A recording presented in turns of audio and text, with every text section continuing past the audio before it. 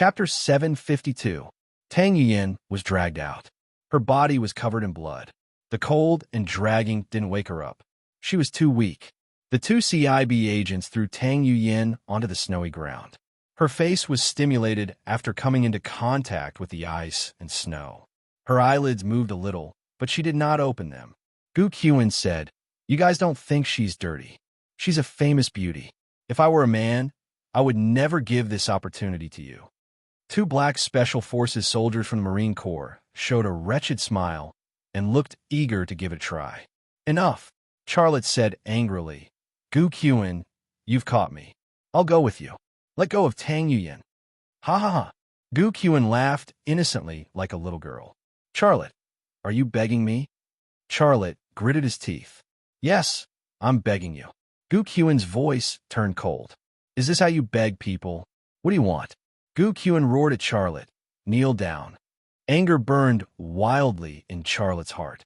He wanted to wring Gu Qian's neck, but when he thought of Tang Yuyan, his legs buckled. Dignity was precious, but it was nothing compared to life. Charlotte knelt on the ground. Tang Yuyan's eyelids moved slightly again. This time, she finally opened a little. She saw Charlotte kneeling on the snow. She saw Gu Qian. She also saw the ferocious CIB agents and Special Forces soldiers standing beside Gu Qian. She suddenly understood what had happened. "Xia!" No. She wanted to say something, but the voice coming out of her mouth was too weak. It was so weak that she couldn't even hear herself. "Okay, I'm already kneeling in front of you." Charlotte lowered his head and lowered his posture. "I beg you, let go of Tang Yuyan. I'll go with you. You could do whatever you want of me." Two teardrops rolled down from the corners of Tang Yuyan's eyes and fell on the snow, melting a little bit of snow. Charlotte's words were the most touching words of love she had ever heard in her life. Her heart melted. "You killed my father. You killed my brother. You made me lose everything and become like you now." Gu Qian looked coldly at Charlotte. "Do you think that by kneeling, the grudges between us will disappear? Do you think I'll let you off? I didn't ask you to let me go. I told you, you can do whatever you want of me, but please let Tang Yuyan go. This is between you and me. It has nothing to do with her." Charlotte moved his knees and moved towards Tang Yuyan. No one stopped a person who walked on his knees. Charlotte, who once terrified the CIB agents, had now become a pitiful worm. "I'll let her go just because you said so. I told you. I'm willing to do anything that makes you suffer." Gu Qian gave the two Special Forces beside him a look. The two Special Forces understood, and they walked towards Tang Yuyan. Charlotte suddenly laid on top of Tang Yuyan, protecting her body. "Don't touch her, or I'll kill you. What is this guy yelling about?" One of the Special Forces kicked Charlotte's back. Charlotte didn't let go of Tang Yuyan. His hand reached into Tang Yuyan's waist while his body was shaking. "Take him away," Gu Qian ordered. "You have 10 minutes. After you're done, kill this *TCH. The two Special Forces soldiers laughed. The two CIB agents came up and grabbed Charlotte's arm, lifting him off Tang Yuyan's body. Charlotte didn't resist, but looked behind the mountain. His eyes were full of anticipation and anxiety. "What are you looking at?" Gu Qian followed the direction Charlotte was looking at, but she didn't see anything. Charlotte kept his mouth shut and didn't say anything. His hands were clenched into fists, and his right fist was slightly loosened. Gu Qian walked in front of Charlotte and whispered in his ear, "Charlotte, are you waiting for your reinforcements? I'm telling you, your 4 subordinates are being dealt with. That woman in Japan, do you remember? She will take care of your subordinates. No one will come to save you. Today will be the end of you." Charlotte spat on Gu Qian's face. ****. Gu Qian slapped Charlotte's face. The two Special Forces lifted Tang Yuyan and walked to a place where the wind wasn't blowing. They obviously didn't want to do it in a place where the cold wind was blowing. "What are you waiting for? What are you waiting for?" Charlotte suddenly roared in Italian. "What did you say?" Gu Qian froze for a moment and stared at Charlotte cautiously. Charlotte roared in Italian again. "What are you waiting for? What are you waiting for?" ****. Gu Qian slapped Charlotte again. "What are you yelling for?" Xiaolei stopped roaring and looked coldly at Gu Qian. A sneer appeared on the corner of his mouth. "Boss," He seems to be speaking Italian. A CIB agent said, he seems to be asking someone why they haven't done it yet. Gu Qian sneered. Are you crazy? You. Her voice suddenly stopped. The two special forces soldiers who were carrying Tang Yuyin to do that kind of thing also stopped in their tracks. Almost everyone's eyes were focused on the back of the mountain. Under everyone's watchful eyes, a blonde girl wearing a pointy witch hat and holding a wooden staff climbed up the steep mountain path. The wooden staff in her hand looked like a magic wand, but it obviously wasn't, because the top of the magic wand in movies and novels were inlaid with gems, but the top of her magic wand was inlaid with a pink plastic ball. Also, there was a Made in China label on the magic wand. The originally dark, sinful, and depressing scene suddenly changed with the appearance of the blonde girl. There was a sense of humor that shouldn't have appeared. Bang! Dozens of guns were raised, their muzzles aimed at the blonde girl. As long as Gu Qian gave the order, the weird blonde girl would be shot into a sieve. But Gu Qian didn't give such an order because the blonde girl didn't have a weapon and didn't seem to have any attack power. But this was definitely not the reason why she didn't immediately kill the blonde girl. The reason why she didn't immediately give the order to shoot was that the blonde girl was too weird. Who is she? Why is she here? These were all questions that Gu Qian wanted to know the answer to. Sorry, I'm a little late, but I definitely didn't do it on purpose. My parachute got caught on a rock, and it took me a lot of effort to untie it. My butt is swollen, the blonde girl said in perfect Italian. What did she say? Gu Qian said anxiously. Translate her words. Without waiting for the CIB agents who knew Italian to translate her words, the blonde girl said in Chinese, There's no need to translate. I can use all the languages in this world. Look, I'm speaking to you in Chinese right now. Can you understand me? Her gaze swept across the CIB agents and special forces, and she said in English, Are there any Eskimos among you? I can say hello to them in Eskimo. Mine can do it too. I can speak mine too. She was Charlotte's unexpected soldier. But as soon as she appeared, Charlotte felt like 100 alpacas lined up and stepped over him. Was she here to put on a show? Who are you? Gu Qian pulled out his gun and pointed it at the blonde girl's head. Madrina. The blonde girl had a smile on her face as she generously introduced herself. I also have a Chinese name, Zhu Xianyue. Zhu Xianyue. As soon as the name entered his ears, Charlotte's heart felt like it was gripped by a hand and couldn't beat anymore. She was back, in this unimaginable way. Why are you here? Gu Qian's voice was cold. Zhu Xianyue pointed at Charlotte with the Made in China wand in her hand. I'm here to help him. Yes, I will kill you. I don't want you to know my secret. After a pause, she said, Are you done asking? Can I do it now? Damn retard. Gu Qian pulled the trigger. Bang, bang, bang. Gu Qian fired 3 shots in an instant. The 3 bullets hit Zhu Xianyue almost at the same time. One hit the head, one hit the heart, and one hit the right lung. Each of these 3 shots was a fatal wound. Zhu Xianyue fell to the ground, and her blood stained the snow. It ended like this. Charlotte was stunned as he looked at the blonde girl lying in a pool of blood. He wanted to die. He was sure that this Zhu Xianyue was a fake, because even if it was an incomplete Zhu Xianyue, her means of killing people were 10,000 times better than the blonde girl in front of him. During the operation in Japan, Zhu Xianyue appeared and killed more than 20 Japanese Navy soldiers for him. At that time, she was like a gust of wind that plunged into the heads of those Japanese Navy soldiers. Those Japanese Navy soldiers died without a drop of blood. At that time, Zhu Xianyue was so powerful that he was afraid and didn't dare to release her. But now Zhu Xianyue, she came from the sky with the Made in China wand. Not only did she not kill a single enemy, but she was killed by Gu Qian, who the F***CK was playing a joke on who. Ha! Gu Qian laughed. Charlotte, this is your reinforcement? Did you find her from the circus? Charlotte was about to speak, but the words froze on the tip of his tongue. In his line of sight, the blonde girl who was lying in a pool of blood was melting like ice cream under the scorching sun. More and more blood flowed in the snow, and her body became smaller and smaller. Shishi, a CIB agent said in horror. In the blink of an eye, the blonde girl's body completely melted into the snow. The crimson blood quickly spread, and in the few seconds that everyone was stunned, it dyed the entire ground on the top of the mountain red. A gust of cold wind suddenly blew. Cold wind, blood, and the dark sky without the moon and stars. It gave people the feeling that they had suddenly fallen from the mortal world to hell. What's going on? What's going on? Gu Qian roared in fear.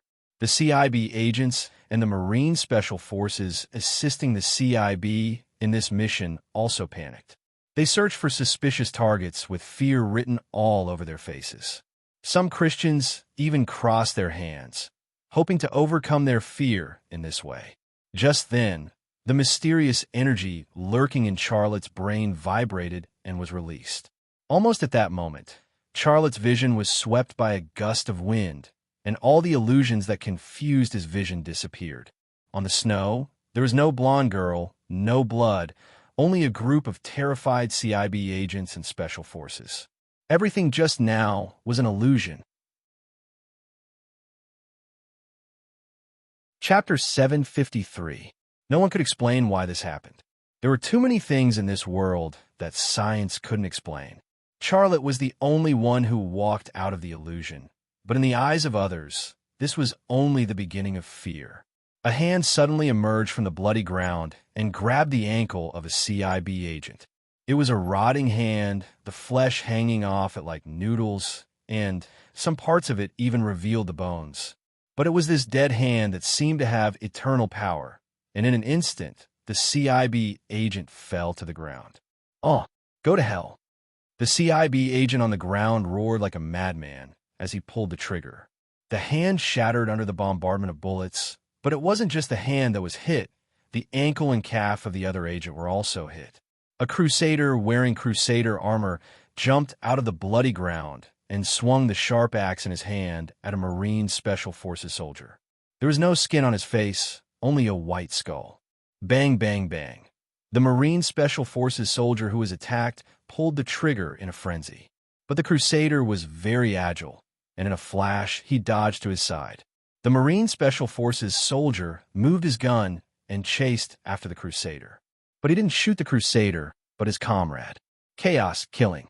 In the eyes of the CIB agents and the Marine Special Forces soldier, they had many enemies, and they were at a critical moment of life and death. But in Charlotte's eyes, they were shooting at empty air. They shot themselves. The two CIB agents holding Charlotte hostage released their hands. Before they could shoot anyone, Charlotte's right hand sliced through the neck of the CIB agent on the left. The poison lancet knife cut open the CIB agent's neck, first the carotid artery, then the trachea. Blood spurted out like a fountain. Charlotte's right hand retracted and fell. With the force of impact, the blood-stained lancet stabbed into the heart of another CIB agent. Then he grabbed the body that was falling to the ground and grabbed the CIB agent's .21 assault rifle from his hand. Pew.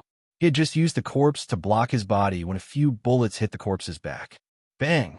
Charlotte pulled the trigger, and a bullet blew off the head of a CIB agent. After clearing the threat, Charlotte turned around, raised the muzzle, and pulled the trigger. The two Special Forces soldiers who had carried Tang Yuyan to the leeward corner fell to the ground one after another. The chaotic battle soon calmed down. Charlotte pushed away the body of the CIB agent on top of him and climbed up from the pool of blood. Save me. A CIB agent called for help in a weak voice. He reached out to grab Charlotte's ankle. Charlotte raised his foot and gently stepped on his wrist. Then, he raised a muzzle and fired a shot at his head. The skull exploded under the bullet, blood and brain matter splattering everywhere. Charlotte stepped away from his corpse and walked towards Gu Qian. Along the way, as long as there was still breath, he would add another shot. He didn't shoot anywhere else, only the head. Blood dyed his body red, and he looked like an evil spirit that crawled out of a pool of blood. Facing those injured people who were still breathing, he didn't have the slightest bit of pity in his heart. His pity had long been crushed by Gu Qian, the CIB agents, and the Marine Corps Special Forces. Gu Qian had a white agent on top of her, with only one leg and one hand exposed. Her pants were already dyed red with blood, and she was still holding the pistol that killed Zhu Xianyue. Charlotte stopped beside Gu Qian. Gu Qian's hand suddenly lifted up, and the muzzle quickly moved towards Charlotte's chest. Charlotte's lips curled into a sneer as he lifted his foot and kicked away the pistol in Gu Qian's hand. Gu Qian pushed away the body on top of her, rolled over, and reached out to grab a TR-21 assault rifle that had fallen to the ground. However, just as she grabbed the TR-21 assault rifle in her hand, a foot stepped on her wrist. Gu Qian forcefully pulled her hand back. Charlotte's foot lowered, and Gu Qian's hand was stomped into the blood-stained soil. At the same time, he poked the hot barrel of the gun into Gu Qian's buttocks, and then exerted force through the gap. A dash! Gu Qian screamed, and she let go of her hand that was holding the TR-21 assault rifle. The smell of burning flesh came from Gu Qian's body, and mixed with the smell of blood, it was a very unique smell.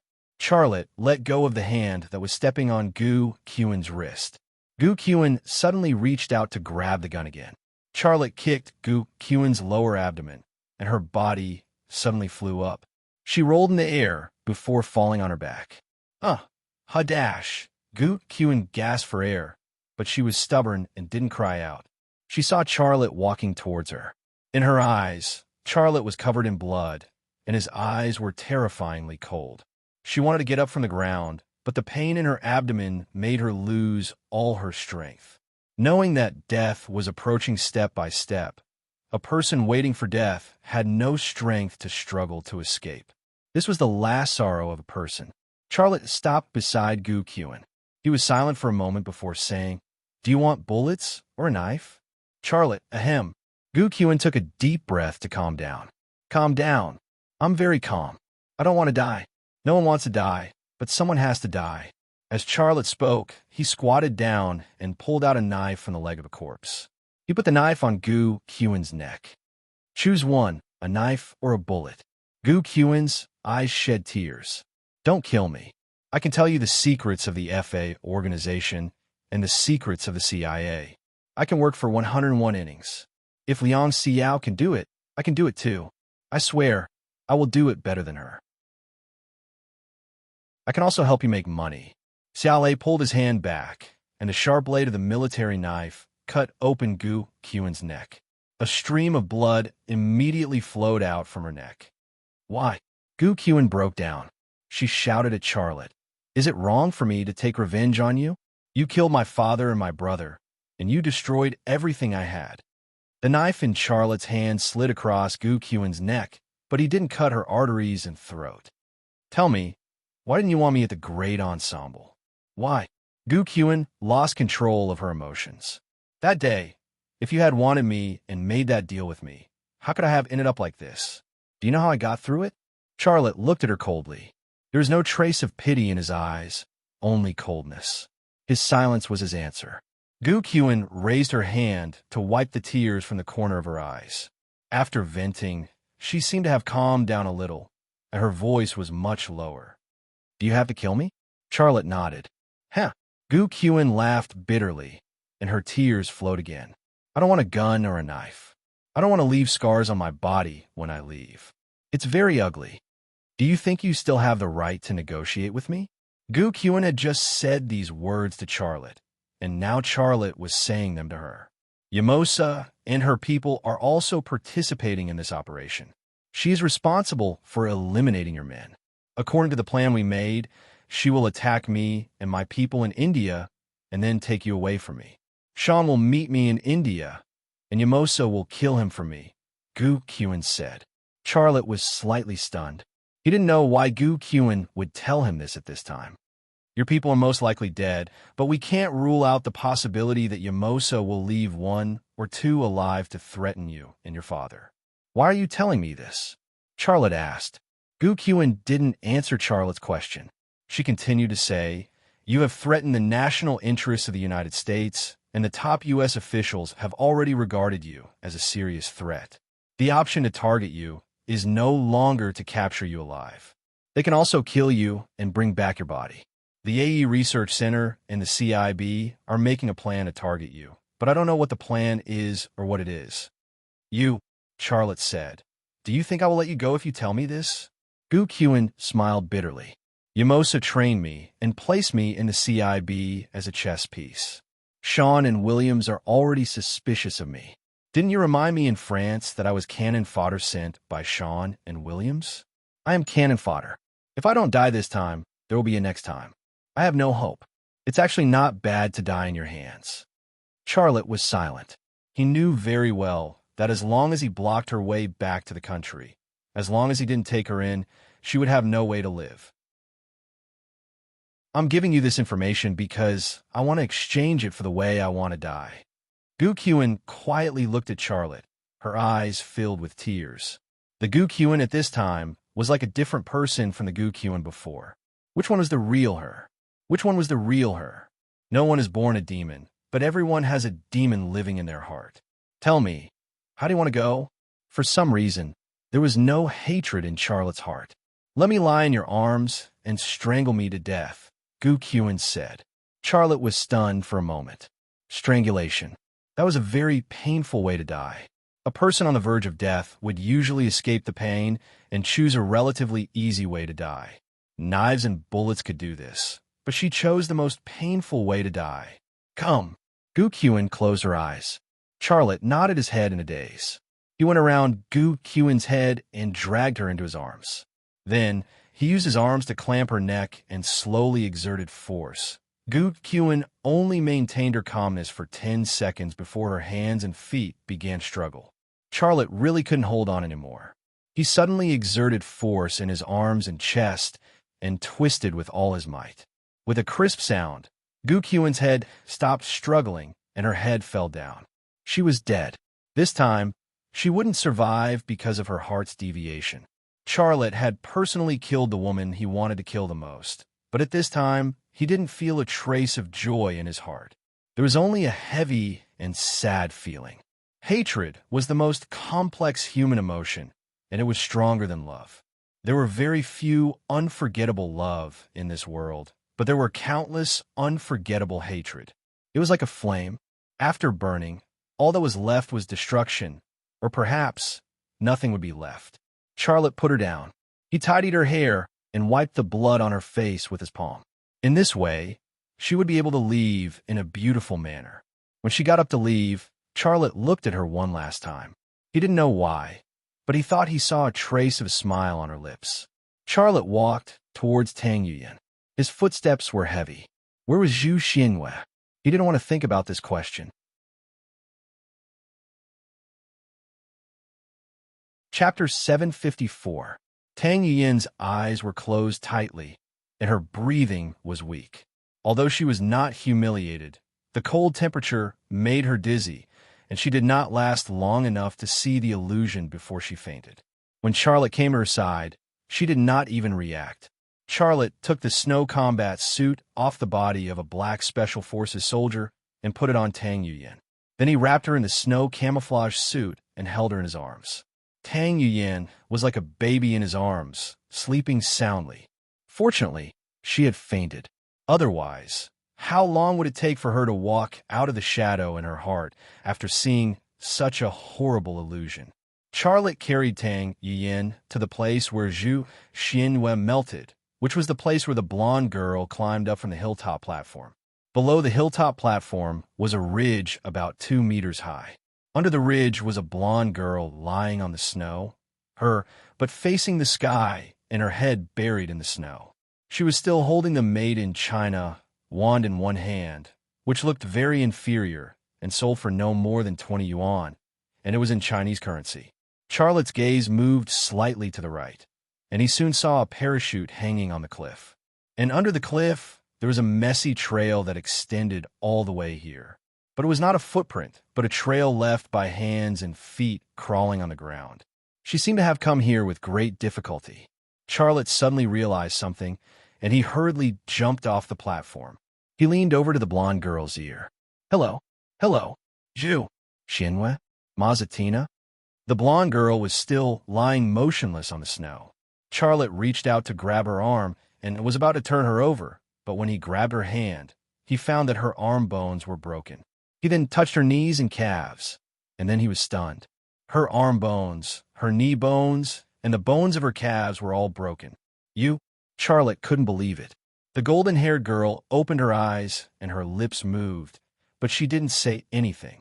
She was extremely weak, and her situation was 10 times worse than Tang Yuyan's. Xiaolei suddenly reached out his hand to touch her ribs. His heart sank to the bottom of the valley as soon as he touched it. Several of her ribs were broken, and they were pierced from the inside. The blonde girl's eyelids finally opened. Her lips trembled, and she spat out a sentence with difficulty. "You are so unique. The only one. In this world, there was only one person who called him that, and that was Princess Yongmei Zhu Xianwei." You really? Zhu Xianwei? Charlotte's voice was trembling. The golden-haired girl nodded, and a smile appeared on her face. You. In Charlotte's heart, there were 10,000 words that he wanted to say, but when the words came to his mouth, only the word "you" came out. Sorry, cough, cough. Zhu Xianwei spat out a few blood clots from her mouth.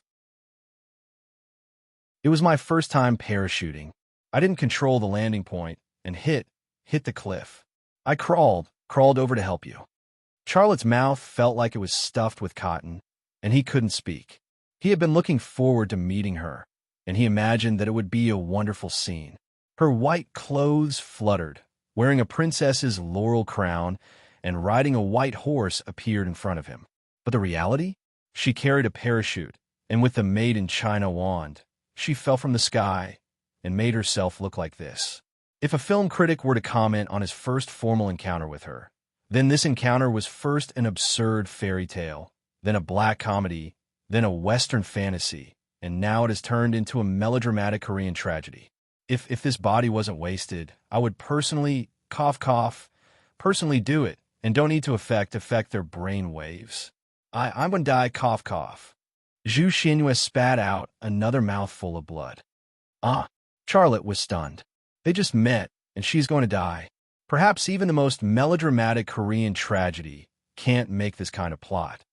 Body, anyway, I don't like this little girl's body. She's an Italian girl. Maritina, after you woke me up. I urgently need a body, but she just died. I can't find a more suitable one, so I cough, cough, I'll puff. Zhu Xianwei spat out blood on Charlotte's face. But Charlotte didn't even think about wiping it. He anxiously said, "What can I do to help you? Don't worry about anything. I will come to you again, you cough." Zhu Xianwei stopped breathing. Hey. Charlotte shook Zhu Xianwei, but she didn't respond at all. She died just like that. But Charlotte's heart didn't have the slightest sadness. There was only absurdity and weirdness. Because he knew what kind of existence she was. For her, there was no real sense of death. For her, the body was just a piece of clothing. Charlotte stayed next to Zhu Xianwei's body for a while, then searched her pockets. Her pockets were filled with a mess of things, chocolates, magic poker cards, and some cards that only girls would play. The contents of the cards were related to magic, and there were witches' cards among them. Charlotte frowned, and a very strange thought came to his mind. Zhu Xianwei entered the body of the blonde girl. Since it's a body, then the soul and memories of her life should be gone, right? Her hobbies and interests should also be gone, right? But why does she have these things on her body? Could it be that when she enters a person's body, the memories of that person's life, interests, and hobbies will also be retained? Will also be reflected? This was a question that could only be answered after Zhu Xianwei returned. Charlotte picked up Tang Yuyan. He looked back at the blonde girl's body under the ridge and then left. Snowflakes floated down from the sky, and the cold wind blew. When passing by Gu Qian's body, Charlotte stopped and looked at her quietly. She looked very peaceful, and there was still a trace of a smile at the corner of her mouth. Her skin had not lost its color and looked very soft and warm. She was very beautiful like this. Don't do evil again in your next life. Charlotte sighed softly and then walked away. Snowflakes fell down one by one. A snowflake fell on the corner of Gu Qian's mouth and then slowly melted when he reached the edge of the platform. Charlotte saw a swaying light beam. It was the light from a tactical flashlight. But it was not the enemy, but China's soldiers. That guy must have escaped. Hattori family, I will settle this debt with you, Charlotte said in his heart. Hattori Moonblade had long disappeared. Before Xia Lei could reach halfway up the mountain, the soldiers on his side met him. Tang Yin was carried down the mountain by 2 soldiers on a stretcher, and the military doctor who heard the news rushed over to treat her. Charlotte refused the medical staff's care. He took back his satellite phone from Tang Yin and walked to a secluded corner to make a call. He was calling Amanda's number. Beep, beep, beep, beep. When it was almost a minute, someone answered the phone, but no one spoke. Charlotte bit his lip gently. Who are you? 3 seconds later, a woman's voice came from the satellite phone. It was in Chinese, but it was a little stiff. It's you. You didn't. The voice on the satellite phone was not unfamiliar to Charlotte. It was Yamosa's voice. Hearing Yamosa's voice on Amanda's satellite phone confirmed the information that Gu Qian had told her before. Yamosa and the people of the FA organization were responsible for dealing with Amanda, Bagu, and the other 3. Yamosa was far more skilled than Amanda, Bagu, and the other 3, and with her style, she would not act alone. She would inevitably bring a large group of freelance agents of the FA organization. Taking a detour and setting up an ambush in advance, Amanda, Bagu, and the other 3 were doomed. Although Charlotte was very unwilling to admit this fact, the truth was the truth, and he had to face it. Yamosa. After a moment of silence, Charlotte said, "How are my people? I killed 2 of them and captured 2 of them." Yamosa's voice was emotionless. You really surprised me. I thought we would meet in India. We will meet again. You don't have to worry about that. Charlotte suppressed the grief and anger in his heart. Name your price. I want my people back. You want to solve this with money. Money can solve a lot of problems. I don't want money. I want you. Your life in exchange for their lives, Yamosa said. Charlotte said in a deep voice, if you make this deal with me, you can also get a sum of money. If you kill them, I swear, I will use all my strength to take revenge. I will destroy you and the FA organization. Are you threatening me? You can think so. Ha ha ha. Yamosa laughed.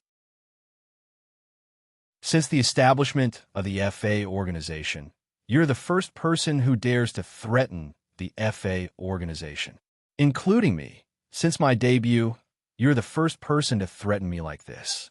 That's because you have never met an opponent like me. You are very conceited. Tell me, do you want money or revenge? Yamosa was silent for a moment. $50 million. Deal. Charlotte didn't even make a counteroffer and agreed. Yamosa was not used to Charlotte agreeing so quickly. You are willing to pay a ransom of $50 million for 2 men? I am different from you. Charlotte said coldly. Tell me the time and place of the deal. Wait for my call. I want to know who is in your hands. Amanda, Pu Taiyong. It was Yamosa's voice. I want to hear what my people have to say. Amanda's voice came through the satellite phone. She sounded angry and anxious. Don't worry about us. She won't keep her word. Shut up. Yamosa scolded, and then there was the sound of a fist hitting a human body. Hello. If you dare to. Beep, beep, beep, beep, beep. Yamosa had already hung up the phone. Xiaolei kicked a piece of rock and sent it flying. His toes were burning in pain, but he didn't seem to feel it. Bagu and Marcus were dead, and the Zodiac's sheep and ox were gone, never to return. Amanda and Pu Taiyong were still in Yamosa's hands, and their lives were hanging by a thread. Every member of the Zodiac battle team was raised and trained by his father. To his father, they were like children. He and the members of the Zodiac battle team were like brothers and sisters. They were like family to him. In this battle, 2 members of the Zodiac team were killed and the other 2 were captured. The FA organization and Yamosa had stabbed him 4 times. Charlotte looked up at the night sky, which was dark. Before, I hid from you, but that was because I was weak. Now wait for my next move. His voice was as cold as a knife. Chapter 755. Would a person's soul disappear when they died? If it didn't disappear, then where would a person's soul go? Charlotte had never thought about this problem before, but now this problem was bothering him and had become a demon in his heart. Ah! With a groan, Tang Yin woke up on the sickbed. The moment she opened her eyes, she suddenly screamed madly, "No!" Then she waved her arm. "Don't worry about me. Go away. Her thoughts and memories were obviously still stuck on that mountain.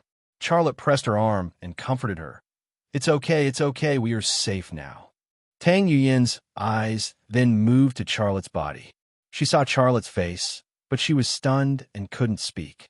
Charlotte then said, It's okay, you see, we are now in the military hospital. Lay. Tang Yuyin cried sadly and threw herself into Charlotte's arms. Her hands tightly held Charlotte's waist, as if she was afraid that he would suddenly disappear. Charlotte gently stroked her back. Don't worry, everything is over. Tang Yuyin raised her head from Charlotte's arms and looked straight at Charlotte. Charlotte said, lie down and rest. The doctor said that you are not seriously injured. You just need to inject some saline and glucose and have a good rest. As soon as his voice fell, Tang Yuyin suddenly hooked his neck and kissed his mouth. Charlotte's body suddenly froze. He didn't expect that Tang Yuyin would kiss him at this time. He was not prepared at all, which caught him off guard. However, just as he was stunned, Tang Yuyin's tongue clumsily pried open his teeth, slid into his mouth, and tangled with his tongue. Moist and soft cherry lips, moist and soft tongue.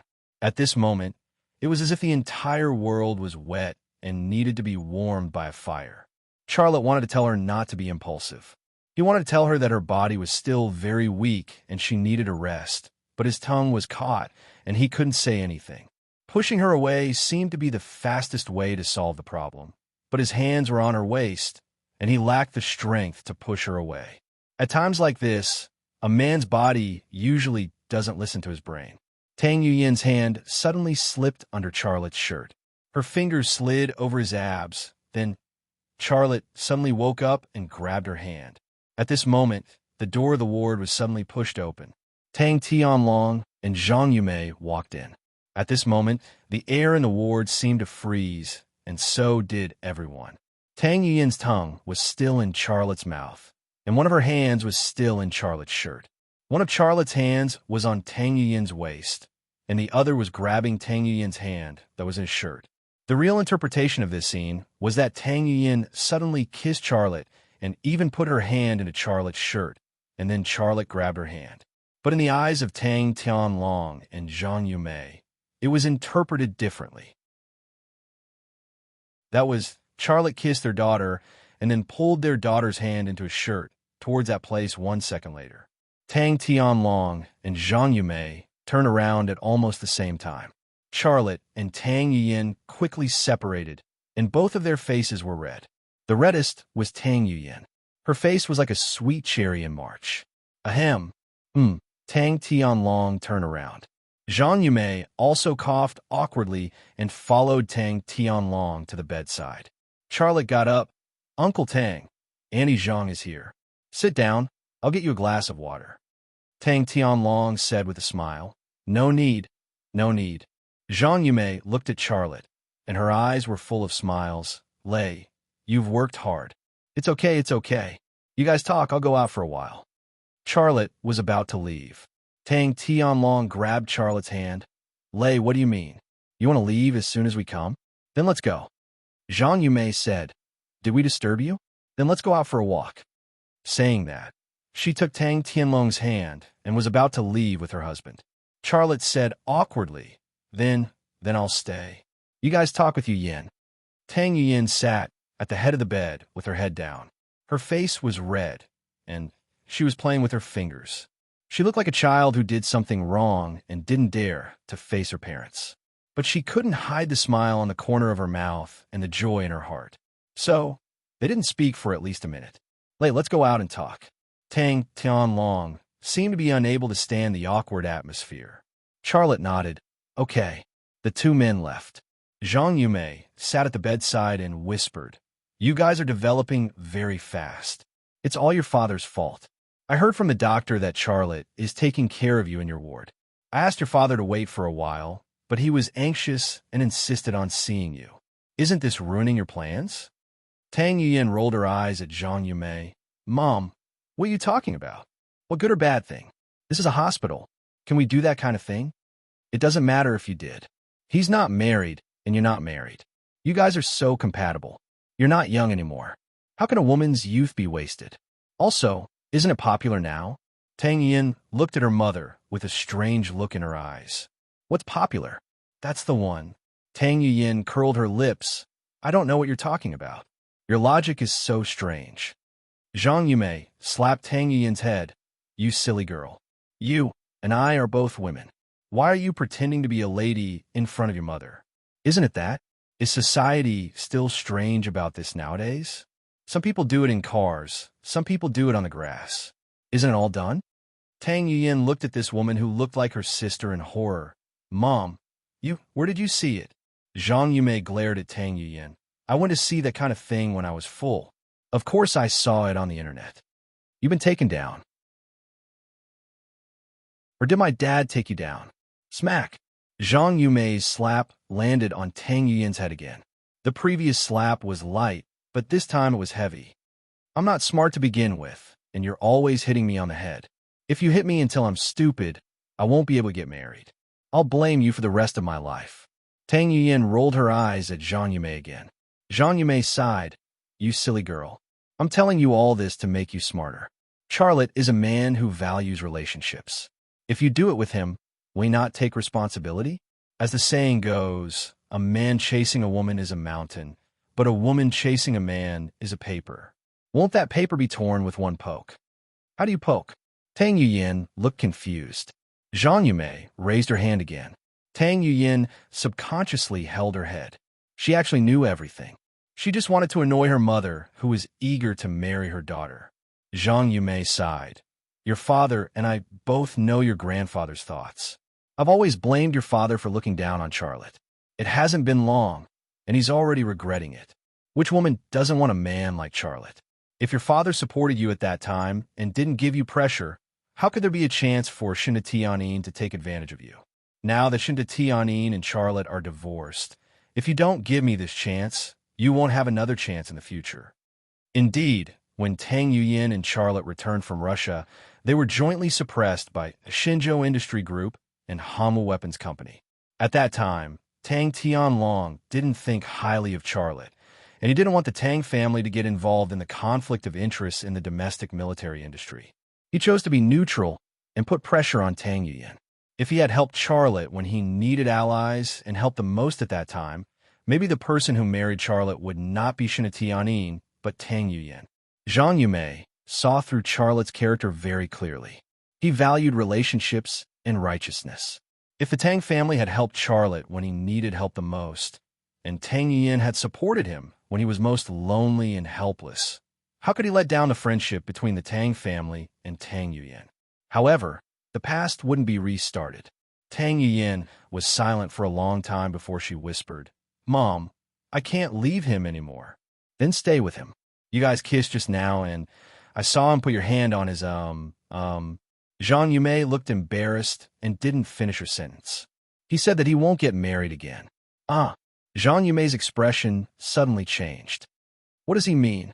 Is the Tang family's woman going to be his mistress? What's going on in his head? Too much. Let me tell you, if he insists on not getting married, don't give it to him. If a man gets a woman's body, he won't cherish it.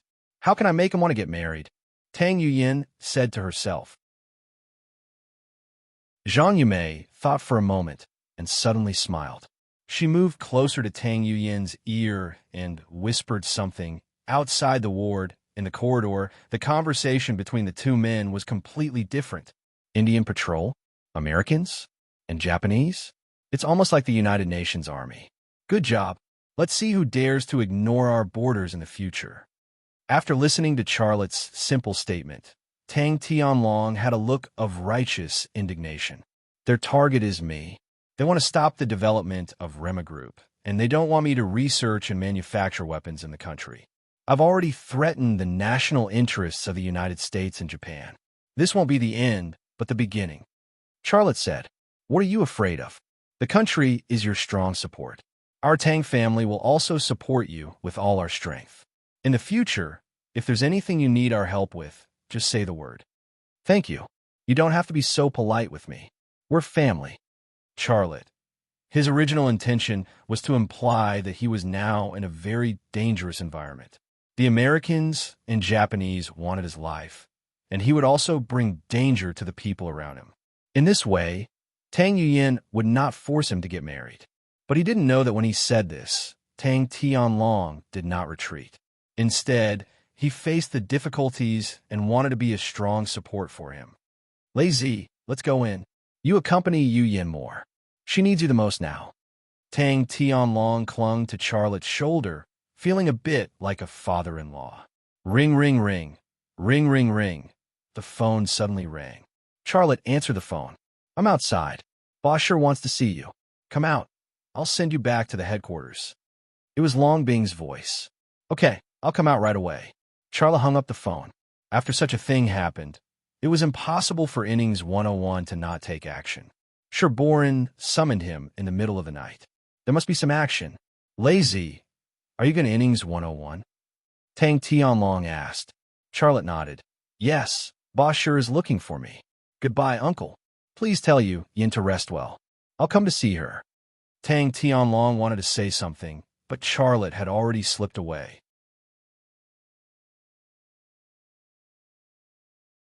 Chapter 756. The private plane to the capital landed at the airport. Then, several military SUVs drove out of the airport and went straight to the headquarters of Floors 101. At this time, it had only been 3 hours since Charlotte left the military base in the Tavong area. The sky outside the car window had already begun to brighten, and a touch of golden dawn appeared on the eastern horizon. That was a sign that the sun was about to rise into the sky. But no matter how strong the sun was, it could not dispel the haze in Charlotte's heart. Our people found 2 bodies 30 kilometers north of the town of Tavong. One black, one white. There are traces of an intense exchange of gunfire at the scene. Our intelligence analysts believe that the battle north of Tavong may have something to do with the people who were after you and Tang Yuyin. In a military SUV, driving in the middle of the road, Long Bing broke the silence in the car. She was a woman of few words. Today, Charlotte had also become taciturn, so the two of them did not talk much, so the atmosphere in the car was a little dull. Charlotte was still looking at the sky outside the window in a daze. He did not seem to hear what Long Bing said to him. Long Bing's eyes showed a look of worry. She said with concern, "Don't worry, it's all over. This kind of thing will not happen a second time." Charlotte came back to his senses. He reached out and patted Long Bing's thigh. "I'm fine, don't worry about me. By the way, you said that 2 bodies were found. Where are they sent?" "Their bodies will be transported to the capital, and then a forensic doctor will conduct an autopsy. After finding out their identities, they will be dealt with further," Long Bing said. Charlotte really wanted to see Bagu and Marcus, but when he thought of the trouble that would bring him, he had to dispel the idea. The dead were already gone, and seeing them was just a way to cherish the memory. The existence of the Zodiac Squad was far from being made public. Before that, he could not reveal his relationship with the Zodiac Squad. "I'll let Dad handle this for me. Bagu and Marcus are like his children. He'll take care of Bagu and Marcus' funeral matters," Xia Lei thought to himself. "Is Tang Yuyin okay?" Long Bing suddenly asked. "It's okay. She's just slightly injured," Charlotte said. "Why didn't you go in to see her at the military base?" "I don't want to appear before her when she doesn't want to see me."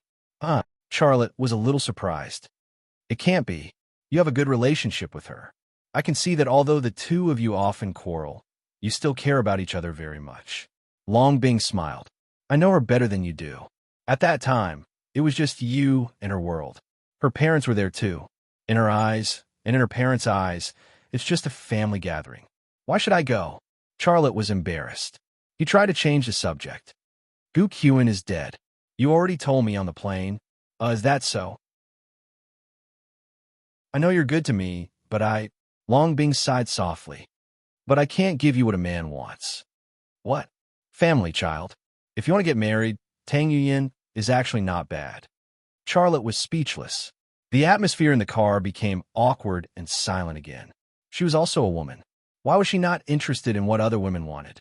Xiao Lei understood Long Bing very well, but he couldn't understand this point no matter how hard he tried. When they arrived at the headquarters of Innings 101, Charlotte followed Long Bing to Sherborne's office. In addition to Sherborne, Liang Xiao and Tang Buochuan were also there. Are you okay? Liang Xiao greeted Charlotte as soon as she saw him. Charlotte nodded and smiled at her. I'm fine. Don't worry. Let's talk later. Liang Xiao's voice was very low. Okay. Charlotte nodded again. Okay, you could talk later. Sherborin interrupted the conversation between the two. Charlotte, I called you back in such a hurry. In addition to protecting you, there's another thing. You have to cooperate with the investigation. What is it? Charlotte looked at Sherborin. He felt that Sherborin had not finished speaking. Sherborin hesitated for a moment before saying, Who did you talk to about this operation? Charlotte was slightly stunned. Boss Sher, are you suspecting that someone around me leaked the secret and sold me out? Sherborin said, It's not impossible. Don't underestimate the enemy's ability to instigate a rebellion. Think about it carefully. Who did you mention it to? Or did someone know that you went to Xi province? Faces emerged in Charlotte's mind. His father, Xia Changhe, Sylvia, Anina, Xiao Xue's boyfriend, Lu Zhongnan, and Qin Xiang all knew that he was going to Xi province, including his father, Xia Changhe, Sylvia, Anina, Xiao Xue's boyfriend, Lu Zhongnan. But these people were his family and friends. They would not betray him at all. Just give me a few names. Don't worry about the rest, Sherborin said. Charlotte was about to speak when he saw Liang Xiao winking at him. It was a secret signal. Charlotte didn't want anyone to investigate his family and friends. Seeing Liang Xiao winking at him, he didn't want to say anything. He said, I didn't tell anyone. Are you sure no one knows that you went to Xi province? Charlotte shook his head. No. Sherborin frowned. You brat. Tang Yin's family is very willing to be investigated, but you won't even give them a name. Tang Buchuan also said, Mr. Sher, if Charlotte says he didn't, then he definitely didn't. The problem is most likely not with Charlotte. Just investigate our Tang family. After saying that, Tang Buchuan smiled at Charlotte. Charlotte had to accept this favor, so he also smiled at Tang Buchuan. The two men's friendly gestures fell into the eyes of the two women, but their reactions were different. Long Bing was indifferent, while Liang Xiao slightly raised the corner of her mouth. Sherborin shook his head and smiled bitterly.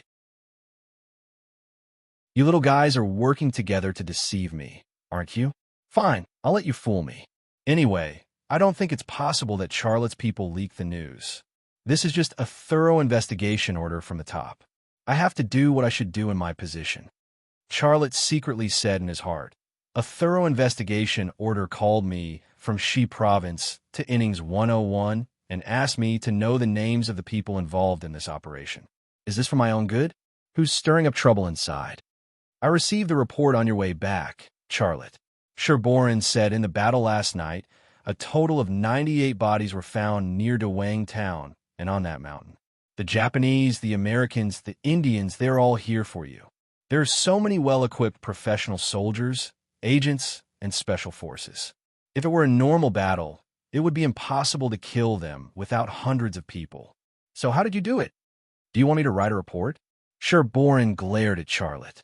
Can you not write a report? You killed so many people, Indian soldiers, CIA agents, and special forces. Don't you need a report to explain the situation to the top? Fine, Charlotte said. Here's what happened. Our people were on a mission when a man in a monk's robe appeared. He gave a concise account of what had happened. The only thing he concealed was everything related to Zhu Xianwei. You killed 50 Indian soldiers and those Americans who sneaked up from the back of the mountain? After listening to Charlotte's statement, Sherborin looked shocked. Not only Sherborin, but Tang Buchuan, Liang Xiao, and Long Bing were also shocked. It must be known that those enemies were not a motley crew. Except for those Indian soldiers who were relatively weak, the rest were professional agents and professional special forces who could fight 10 people at once. How could anyone believe that one person could kill so many enemies? However, this was the truth. The many corpses were evidence, and the fact that Charlotte and Tang Yuyan were still alive was also evidence. This is what happened. Charlotte said, However, I didn't do it alone. There was also Tang Yuyan. She also killed a lot of enemies. Sherborin said, I called her. She said that she killed 4, and the rest were killed by you. She also said that if it weren't for you protecting her, she would have been dead. Charlotte wanted to give Tang Yuyan a part of the number of enemies killed, but he didn't expect that Sherborin had already talked to Tang Yuyan on the phone. He shrugged. Boss, sure. Is there a rule that says how many people can be killed? You kid, I don't mean to criticize you. Even if you kill 9,000 of the enemies who invaded our borders, it would still be the right thing to do. In this battle, you showed the prestige of our country. Well done. You are the god of war of 101 innings. Charlotte smiled bitterly. He didn't want to be such a god of war. Sherborin slapped Charlotte on the shoulder. But this matter is too big. During this time, you should stay in your Thunder Horse military factory and don't go out. Don't go to any parties and don't meet any strangers. Most importantly, don't appear in the media. I know that, Charlotte said. By the way, how did you deal with those corpses? Our people didn't collect the corpses, but we have notified the relevant people in the United States and India and asked them for an explanation. Charlotte said, I don't think they will admit the identity of those people. Sherborin said, we didn't expect them to admit it. If they don't admit the identity of those people, we will dispose of the corpses in the end. But for now, let those corpses be placed there. I hope there won't be many beasts and crows there in the next few days. For some reason, the image of Gu Qian appeared in Charlotte's mind. In the ice and snow, she was lying on the snow with a faint smile on the corner of her mouth. He hated her, and he had his reasons. She hated him, and she also had her reasons. But no matter what the reason was, no matter whose reason it was no longer important.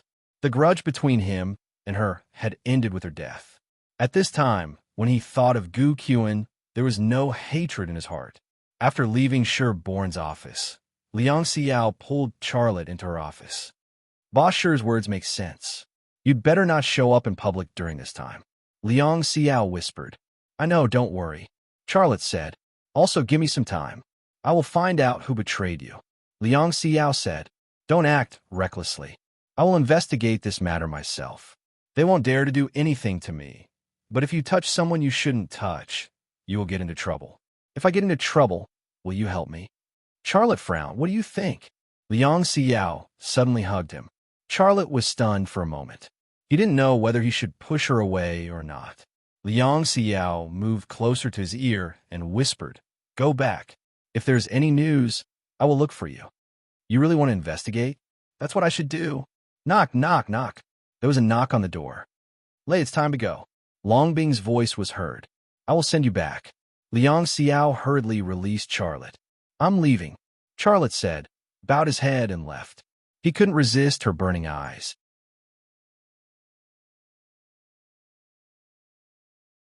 Chapter 757. Who leaked the information? This question lingered in Charlotte's heart. If he didn't find out this time, then what happened last night would happen a second time and a third time. He was able to avert danger this time because of Zhu Xuanyue's help. Would there be reinforcements like Zhu Xinyu next time?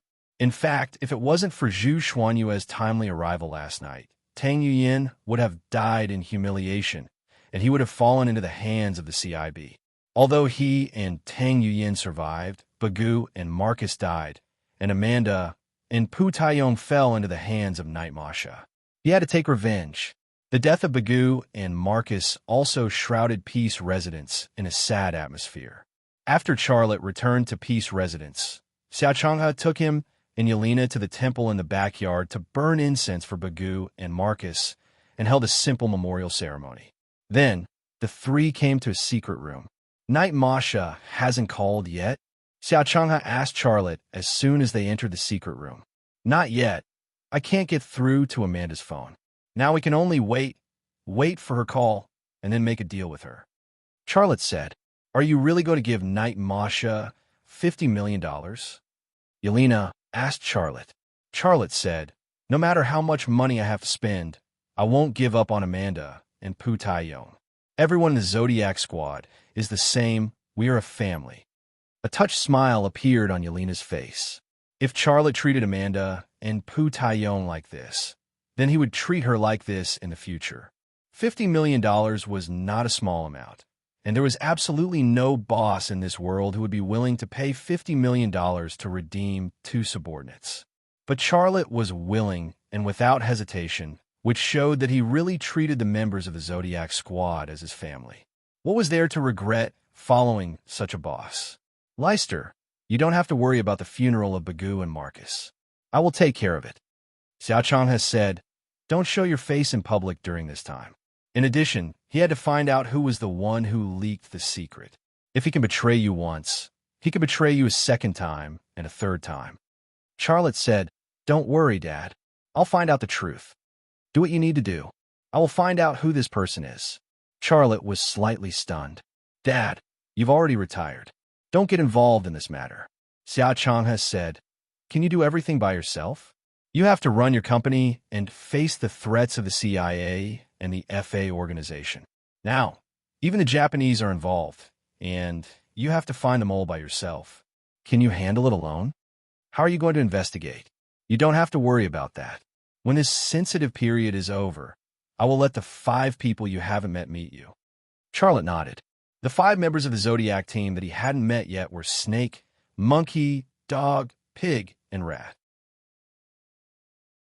These 5 members had been performing tasks elsewhere, but Xiao Changhe had never told them what tasks they were performing. Dad seems to be hiding something from me. What are those 5 members doing? Are they the elites of the Zodiac team? Are they only used at this critical moment? When leaving the secret room, Charlotte couldn't help but guess. Charlotte didn't go to the factory. He went straight back to his room. He soaked in a hot bath and then went to sleep. He was exhausted after a night of fighting. Only now did he completely relax. He had a dream. He dreamed of Zhu Xianyue, but it was not the blonde girl Maritina who died in Italy, but the face of Princess Yongmei of the Ming Dynasty. She fell from the sky, wearing a silver armor and holding a silver sword, killing in all directions. She disappeared, and Tang Yuyin came again. The dream changed from a world of ice and snow to a bridal chamber. Red lanterns, red characters, red candles, red bedding, and even the mattress were red. Happiness. In addition to happiness, there was more happiness. Tang Yuyin was sitting on the bed with a big red veil on her head. Her hand was holding a red silk handkerchief embroidered with mandarin ducks, quietly waiting for him to lift her veil. He lifted her veil. Her face was so beautiful that it could put the moon to shame and the flowers to shame. He couldn't wait to push her down on the bed and then pressed her down, kissing her mouth. His hands were busy. You have to be gentle. This is my first time. Tang Yin looked very shy. He was so excited that he couldn't care less. When he was about to do something, the door was suddenly kicked open. He was shocked. He looked back and saw Tang Yin Hai. The old man was holding a green dragon crescent moon knife and roared, "You dare to go to my granddaughter's bed without registering? I'll kill you." He wanted to run, but Tang Yin hugged him tightly and said, "Hubby, I want to give birth to a monkey for you." He couldn't break free. Just as she was speaking, the old man rushed over and raised his knife. "Ah!" Charlotte cried out and woke up from his dream. It was dark outside the window, and the sky was dotted with stars. He didn't realize that he had slept until it was dark. Recalling the dream, Charlotte couldn't help but shake his head and smile bitterly. It's so strange. Why would I have such a dream? Am I so afraid of marriage? Knock, knock, knock. Someone knocked on the door. "Chairman Xia, someone is looking for you." It was Yelena's voice. When Yelena called him Chairman Xia, it was usually when an official or a client came to visit. Charlotte's left eye twitched slightly, and he saw Yelena and a middle-aged man. The middle-aged man turned out to be Song Baiching. Charlotte got up to open the door and walked out. He didn't greet Song Baiching, but said to Yelena, "It's all right. You can go and rest." Yelena said, "Okay, you guys talk." Xia Lei then greeted Song Baiching. "Oh, it's Mr. Song. Is there anything I can help you with? It's so late, and you're here." Song Baiching said calmly, "I'm here to talk to you about that document. Why don't you invite me to sit down? Are we just going to stand here and talk? That contract?" Charlotte suddenly thought of his meeting with Yushanha before he went to Shi province. Yushanha showed him a document. There was an additional condition on the document that reduced his loan, which was to send an administrative director to the Lima Group. He refused at that time. In order to avoid Yushanha and put some pressure on him, he agreed to go to Shi province to carry out the task. He didn't expect that Song Baiching would come to him as soon as he came back. When did Mr. Song go to work for you, Shanha? Charlotte asked. I don't work for anyone. I'm also a civil servant. It's normal to be transferred from one department to another, Song Baiching said. Is Ling Hao also transferred? Charlotte asked tentatively. Well, Mr. Xia, I'm not here to talk to you about my work with Mr. Ling. I'm here to talk to you about that document. Song Baiching was a little unhappy. Charlotte shrugged and said, well, let's talk. Mr. Xia, are we going to talk like this? Are we going to talk here? There was already a trace of anger in Song Baiching's eyes. Charlotte didn't even invite him to sit down, let alone serve him tea. His kind of contemptuous attitude simply didn't take him seriously. He didn't even take him as a person. Charlotte smiled and said, oh, forgive me for being rude. Please sit down, please sit down. Song Baiching was stunned. There was a corridor in front of Charlotte's bedroom. There were no tables or chairs in the corridor, and there were no tables or chairs in the courtyard under the corridor. Charlotte asked him to sit on the ground. However, at this moment, Charlotte sat down on the marble steps of the corridor and said with a smile, Mr. Song, sit down, let's sit down and talk. He really asked Song Baiching to sit on the ground. Humph. Song Baiching snorted coldly. You sit down, I won't. I'll leave after I finish talking. Then say it.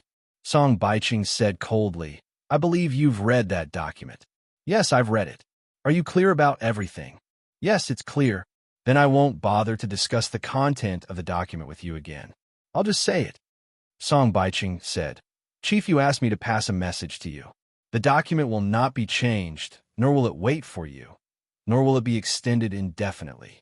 Tomorrow, before you get off work tomorrow afternoon, you have to give him a clear answer whether to sign it or not. Why is he so anxious? Chief Yu also wants to put this matter to rest. If you have already considered it, you can tell me your decision now.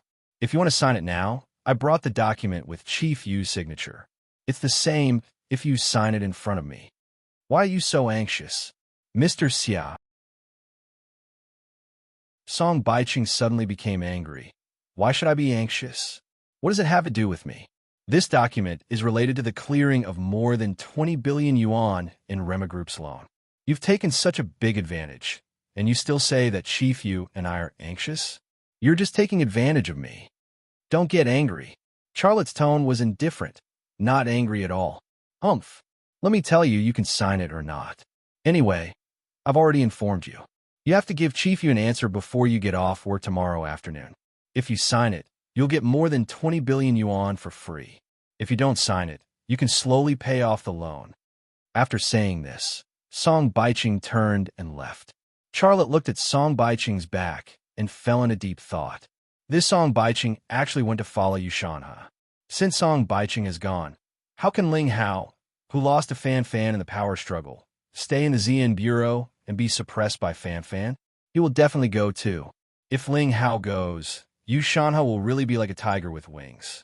But why is Yushanha so anxious? The sound of footsteps could be heard. Charlotte stopped thinking and looked in the direction of the sound.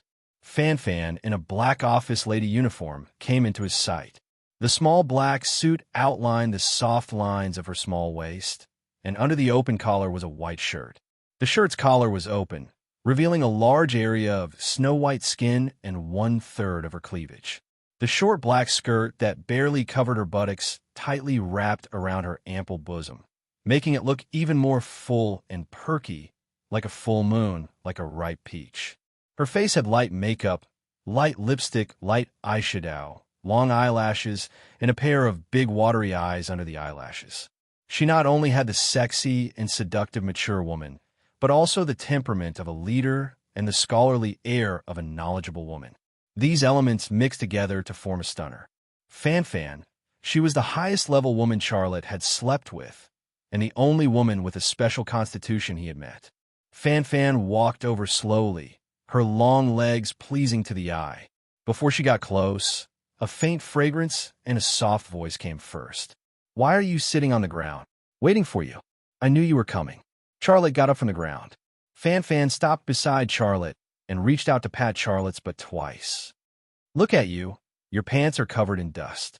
Charlotte was a little speechless. Why are you looking for me? It's about you. Let's talk inside. Charlotte,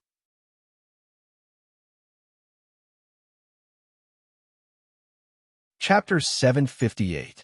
After entering the room, Fan Fan sat down on the edge of the bed, patted the mattress, and said seriously, "Come and sit down. Let's sit down and talk." Charlotte looked at the sofa in the room and said, "I have a sofa at home." Fan Fan rolled her eyes at Charlotte and said, "Are you afraid that I'll eat you? My relatives are here, so I'm not free. Are you relieved now?" Charlotte knew what her relatives were, so he relaxed a little when he heard her say that.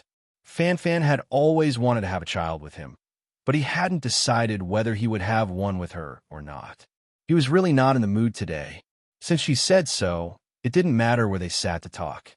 He walked over and sat next to Fan Fan. She smelled good. Fan Fan opened her briefcase and took out a document from it. Then she put on Charlotte's thigh and said, "I've read this document. What do you think?" Charlotte recognized at a glance that the document on his thigh was the one that Yushanha wanted him to sign. He said, "I won't sign such a document. If I sign it, it will open a door and more officials will enter the Rema group in the future. In the end, I became someone who had nothing to do with the Lima group." "Why do you think so?" Charlotte said, "A person who can control the transactions of the Rema group, the political and ideological work of the employees, and even the future development of the Rema group. This is almost the deputy chairman of the group, second only to me, right? Moreover, I can't fire the administrative director he sent. If I agree, won't I be shooting myself in the foot?" Fan Fan was silent for a moment before she said, "If you don't sign it, the higher-ups won't forgive your loan. It's more than 20 billion yuan. If you want to repay this loan, it will take a long time. This will hinder the development of the Rema group. You must have thought about this, right?" "Of course I have thought about it." Charlotte frowned and looked at Fan Fan. "Are you here to persuade me? You also want to persuade me to sign that document?" If so, even if Fan Fan had a very close relationship with him, he would still let her leave. Fan Fan didn't say anything, but she placed a soft hand on Charlotte's thigh and then slowly crawled under the document. The document was arched up, and the top of it slowly tilted up. Charlotte frowned even harder. "I'm asking you a question. What are you doing?" Fan Fan pursed her lips and smiled. "Aren't I answering you right now?" "Charlotte?" Question mark. Fan Fan's hand stopped. "I'm a woman who can master your core technology. Our relationship is only a marriage certificate away from being a real husband and wife. I'm also the mother of your future son and daughter. Tell me, do you think I'm willing to let you cripple your own martial arts and hand over the Rema group?" She did control his core, but it had nothing to do with technology. Her meaning was very clear. She was on the same side as him, and she wanted to protect Charlotte's interests. Charlotte endured her hand, feeling a mess. "Since that's the case, do you have any ideas?" "I want to hear your ideas first. What else can I do?" That loan was exchanged with the French for the avionics and stealth technology of the Rafale fighter. If I go through the normal channels, I'm afraid they won't sell these two technologies even if I offered 50 billion yuan, let alone 20 billion yuan. I only asked for the loan to be waived, and they actually added such a condition. If I'm pissed off, I'll terminate the deal with the French. If they want the avionics and stealth technology of the Rafale fighter, they can trade with the French themselves. I don't care. I'll slowly repay the loan. All right, as long as I know your determination, it's fine. You don't have to worry about anything. Leave this matter to me, Fan Fan said. You? What ideas do you have? Fan Fan's face was charming and seductive. I have an idea. Do you want to know? Then come and get it. Charlotte was slightly stunned. What do you mean? How do I get it? Fan Fan opened her briefcase and took out a glass container. Charlotte recognized at a glance that the glass container in her hand contained the antidote for his little tadpoles. He suddenly became a little nervous. Didn't you say that you're here? I lied to you. I'm here for the child. I've already developed an antidote. Her eyes were filled with desire. Give me a child. Charlotte. Fan Fan got up and sat on Charlotte's lap. She also threw the document that Yu Shanha had concocted to the ground. What she wanted could be seen in her eyes. Her eyes were full of love, charming and alluring. She was a woman born with a special physique. Before she was activated, she was a pure and knowledgeable bioengineer. However, Charlotte had activated her special physique and developed it all the way. She was no longer that pure and knowledgeable female scientist. She had gradually drifted away from the path of a vixen and could no longer turn back. Charlotte had made her like this, and he had to take responsibility for it now. Although the process of taking responsibility was actually very pleasant, he really wasn't in the mood tonight. Just as Fan Fan was pestering him, his gaze fell on a drawer on the bedside table. There was a bottle of antidote there. He couldn't help but think, should I use it or not? The slight contact had already made Fan Fan extremely excited. She pushed Charlotte down and placed her arms on both sides of Charlotte's neck, forming a bed position. She looked down at the remaining handsome face. I know you've been through a terrible thing, but I really can't stand it anymore. I want a child. Give me a child. You haven't even told me how you can help me solve the problem. Charlotte now had an innocent look on his face, like a university student who didn't understand the ways of the world. You're the most intelligent person in the world. Do you still need to ask such a question? Fan Fan slowly moved closer to the handsome face. I'm a director of the ZN Bureau. If Yushanha can set up obstacles for you, I can crush those obstacles for you. Xiaolei revealed a trace of a smile. He had helped her become the director of the ZN Bureau. Her status was no lower than Yushanha's. Yushanha had the power to set up obstacles for him, and she also had the power to crush those obstacles for him. The current him was no longer the self-made kid who could be bullied by anyone. He already had his own power. Fan Fan kissed him on the lips. She was trembling and was in a daze. After some entanglement, Charlotte said in her ear, "Go take a shower." Fan Fan hugged him and refused to let go. I showered at home when I came. Charlotte said, "Be obedient. Our child wants to come to this world from the fragrant path. Don't you think you're already far away from this standard? Screw you. It's all because of you."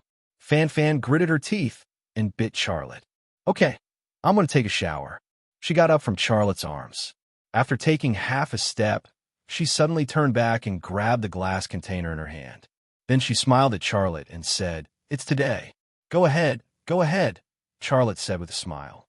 Fan Fan ran barefoot to the bathroom, but she only took one step before she tripped over the black lace that slid down to her ankles and fell to the ground. The softness that was smashed flat, the big white ball that was trembling endlessly, and what was that? These scenes crashed into Charlotte's eyes. He couldn't bear to look at them and close his eyes. A second after he closed his eyes, his face was hit by a ball of fabric, and his nostrils were filled with the smell of what was that? You bullied me. Fan Fan's voice was very arrogant. Charlotte was a little depressed and said, "You were careless. What does it have to do with me? Otherwise, if I take a shower, will I fall?" Fan Fan rolled her eyes at Charlotte, then carefully held the glass container and walked to the bathroom. Looking at her back view, Charlotte's mind was filled with hope and happiness. He sighed in his heart, and that question returned to his mind again. Should he have a child with her? The sound of water came from the bathroom, and Fan Fan's voice was also heard. "Baby, mommy is coming." "Oh no, you are coming." Hee. Charlotte reached out to open the drawer of the bedside table. He might have a child with her, but definitely not now. The next morning, Fan Fan left Peace Residence, and Charlotte went to the Thunder Horse military factory. Since Fan Fan had agreed to intervene in this matter, he didn't need to worry about it, and he didn't need to use the deal with the French to threaten anyone. That was his last resort, and it was best not to use it. When Charlotte arrived at the tank workshop, he realized that Sylvia and Anina had been working overtime at the tank workshop since the day he left. They didn't even go home. For 2 days and 2 nights, the 2 German women didn't sleep and even had their meals delivered to the workshop. They didn't even know what he went through in Xi province. Their efforts were exchanged for Rema Group's first tank engine. When he arrived, they were working with the workers to install it on an infantry fighting vehicle. Rema Group was about to have its first tank of its own. The busy work scene was like a cool breeze, blowing away all the negative emotions in Charlotte's heart. He didn't disturb anyone, and quietly went to the changing room to change before coming to the workshop where the tank engine was assembled. "Give me a wrench." Sylvia didn't even notice that Charlotte was beside her. She treated Charlotte, who was wearing a hard hat, as an ordinary worker. Charlotte handed her a wrench, but Sylvia didn't even look at him. and went back to her work. "You, bring me a lubricating oil gun." It was Anina's voice. Charlotte then went to get a lubricating oil gun and handed it to Anina. At this moment, a worker suddenly recognized Charlotte. He was stunned for a moment before he said in surprise, "Chairman Xia. Chairman Xia is here." Only then did Anina and Sylvia turn to look at Charlotte. Charlotte smiled and said, "It's nothing. What do you need to do?" Anina suddenly jumped down from the tank's engine cover. She spread her legs and accurately clamped onto Charlotte's waist like a pair of pliers. Her hands also hugged Charlotte's neck, and then the entire workshop was filled with her joyful voice. "Lei, before you came, we had already conducted a preliminary test on the Lei Qing. Its performance is excellent, and we will soon have our own tank." A large group of staff members stared at Xia Lei and Anina on top of him, dumbfounded. Charlotte's face suddenly turned red. He lowered his voice and said in German, "What are you doing? So many people are looking at us." Sorry, I was too excited." After saying that, Anina kissed Charlotte's forehead. She was being watched by a group of Chinese people, but she couldn't avoid the German etiquette. Although Anina got down from his body, Charlotte was still stunned. The workers' gazes made him feel awkward and ashamed.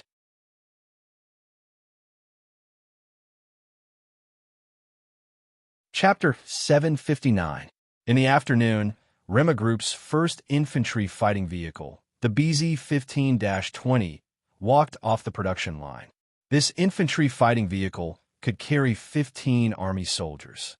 It was driven by 6x6 and was equipped with a 30mm machine gun, fixed Hellhound single artillery, and a heavy machine gun. It had a total mass of 20 tons and used reactive armor developed by Rema Group itself, as well as a defense system developed by Rema Group itself. Its shape was sci-fi and awe-inspiring. It also had a name in addition to its number, Sweeper. The infantry fighting vehicle currently in service, the Type 92 infantry fighting vehicle, had a total mass of 18 tons and was also driven by 6x6. This type of infantry fighting vehicle could accommodate 3 operators and 9 infantrymen, but it was only equipped with a 12.7mm machine gun. Even this type of infantry fighting vehicle, which was in large numbers in service, was modeled after the Russian BPM-1 infantry fighting vehicle. The new Type X infantry fighting vehicle produced by Shenzhou Industry Group was actually an improved version of the Type 92. After all, it was still Russian technology. Compared with the infantry fighting vehicles of Europe, the United States, and Japan, it was far inferior. The birth of the Sweeper filled the gap in the domestic production of infantry fighting vehicles. Its technology originated from Rheinmetall, but after Charlotte obtained a certain technology, he had his means to make this technology more mature, more reasonable, and more powerful. The Sweeper was naturally no exception. Although it originated from Rheinmetall's vehicle technology, it was more powerful than any type of infantry fighting vehicle of Rheinmetall in all aspects. The first was the occupants of the infantry fighting vehicle. At present, most infantry fighting vehicles could only accommodate 13 occupants, but the Sweeper could accommodate 15 occupants, not counting the 3 vehicle operators. Therefore, the added weight was worth a lot of money. Then there was the firepower.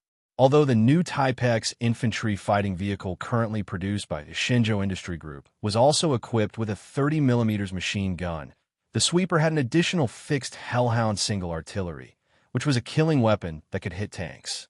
On the battlefield, the infantry fighting vehicle was almost a target for tanks and had no power to fight back at all.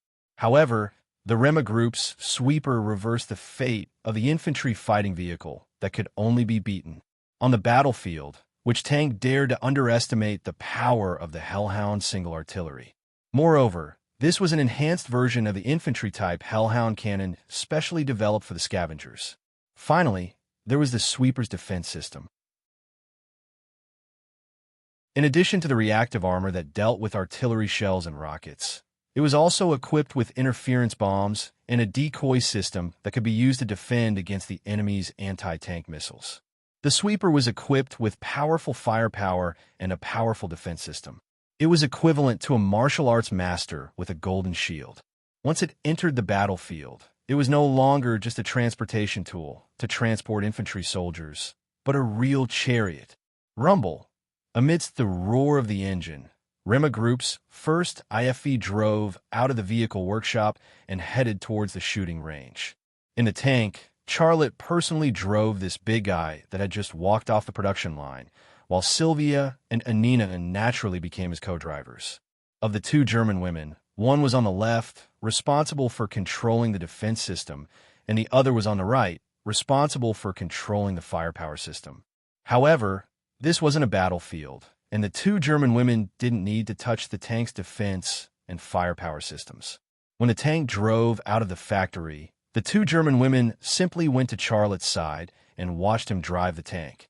Xiaolei was obviously very excited, and he was playing very wildly. He suddenly accelerated and let the tank fly to test Lei Qing's power.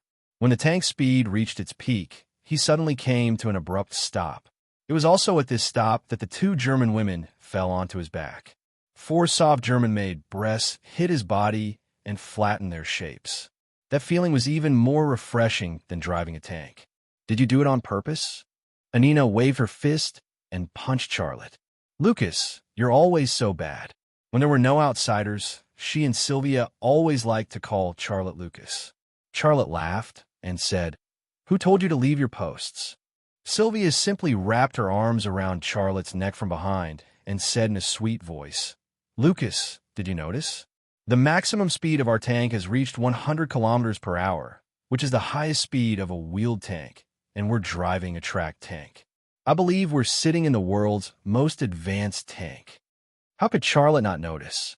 The reason why he was so excited was because the sweeper's power was so strong. It should be known that even the most advanced Type X infantry fighting vehicle that Shenzhou Industry Group currently claimed was also a track type, but its maximum speed was no more than 70 kilometers per hour, which was 10 to 15 kilometers per hour compared to the 80 kilometers per hour and 85 kilometers per hour in Europe and the United States. But the Rema Group's sweeper infantry fighting vehicle exceeded the speed of Europe and the United States by 20 kilometers. Lei Qing, which was led by him and completed with the assistance of Sylvia and Anina, succeeded, and it was a huge success. In the past, Europe and the United States were decades ahead of China in various fields, especially in the military field, leaving China behind by more than 8 streets. But now, Rema Group at least surpassed Europe and the United States in some fields. And this was just the beginning. With this momentum, Rema Group would surpass Europe and the United States in more fields. From this point of view, Charlotte and his Rema Group had indeed threatened the interests of Europe and the United States, especially the interests of the United States. The latter's desire to get rid of him could be imagined. "Tell me, what reward do you want?" Charlotte was in a particularly happy mood, and his forthright habit came back again. "I don't want any reward, Lucas. You've given me enough. If you must reward someone, then reward Sylvia," Anina said. "No, no, no." Sylvia waved her hand repeatedly. "I'm fine now. I don't need any reward." "How can I do that?" Sylvia kissed his cheek, then said in his ear, "If you really want to do something for me, then let's do it tonight. Let's do it tonight." It was an ambiguous hint. However, Xiaolei knew that this was not a reward. Instead, it was a gift to him. He and the Lima Group had received such great benefits. It was only reasonable for him to reward them. How could he take the benefits from them? Furthermore, even though Sylvia said so, who in this world didn't love money? It wasn't easy for him to get this talent, and he didn't want to disappoint her and lose her in the end. "How about this? I'll give each of you a bonus of 5 million euros. Sylvia, I built a house for Anina. You choose a place, and I'll build a house for you too." "Really?" Sylvia was very excited. "Then I'll buy a piece of land next to Anina's house and build a house there. I want to be Anina's neighbor." "That's great," Charlotte said with a smile. "I don't have to run around when I come to Germany in the future. Visiting one house is equivalent to visiting 2 of your houses." Anina kissed Charlotte's cheek and smiled sweetly. "Isn't our home your home too?" Amidst the laughter, the sweeper ran to the shooting range. Under Charlotte's control, the sweeper performed all kinds of maneuvers in the shooting range. Although it weighed 20 tons, it was very agile. It was like a ferocious tiger. Then it was the firepower test. The sound of the machine gun, the deafening explosion of the Hellhound's cannon hitting the target, and the sound of interference bombs were released. The scene was shocking and explosive. In the shooting range, the relevant staff of Rema Group were all smiles. Apart from work, they were also chatting. Our sweeper is born. I'm sure it's the most advanced infantry fighting vehicle in the world. What I want to say is that in this world, I'm afraid only our chairman Xia can build such a fighting vehicle. Our sweeper is at least 15 years ahead of similar products in Europe and America. Don't forget Anina and Sylvie. They also contributed a lot. I think only a man like our chairman Xia can conquer those two German women. If it were me, I wouldn't even dare to think about it. You? Haha, are you kidding me? You wouldn't even be able to handle two Chinese women, let alone two foreign horses. The foreign horses are strong, and ordinary men can't conquer them. What are you talking about? This is work time. But I agree with you, haha. I'm willing to bet that those two German women will appear on Director Xia's bed again tonight. So what? Chairman Xia will let them see the power of Chinese men. There was a burst of cheerful laughter.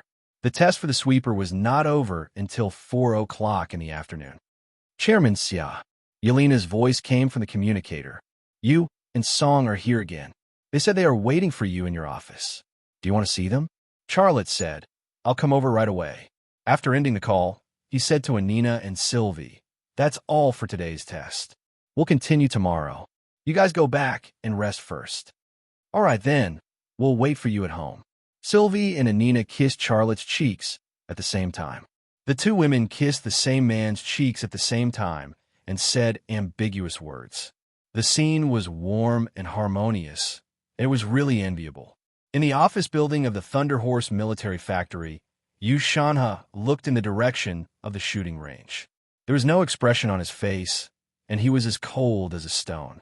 Song Baiqing stood next to Yu Shanha, and his expression was also very solemn. Chief Yu, the deadline is coming soon, but I'm worried about that kid's attitude.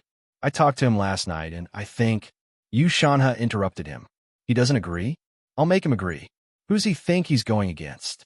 Me, Yu Shanha? If that's what he thought, he couldn't be more wrong. He thinks that no one can stop him, but in my opinion, he's hitting a stone with an egg. Song Baiqing said, Chief Yu, Mr. Ling said. Yu Shanha glanced at Song Baiqing. Song Baiqing had shut his mouth just now. He understood the meaning of Yu Shanha's gaze. Charlotte's blonde secretary was still in Charlotte's office behind him. It would be bad if she heard it. At this moment, an infantry fighting vehicle drove in from the gate of the factory. The infantry fighting vehicle was avant-garde, like an infantry fighting vehicle from the future that had traveled through time and space. The golden sunlight shone on the vehicle, and the scene was like an oil painting with thick ink and heavy colors, with a kind of cold beauty of a weapon of war. Yu Shanha was stunned for a moment and said in surprise, I know that Rema Group is preparing to produce infantry fighting vehicles, but I didn't expect it to be so fast. Yes, it's too fast. I heard that they don't even have an engine.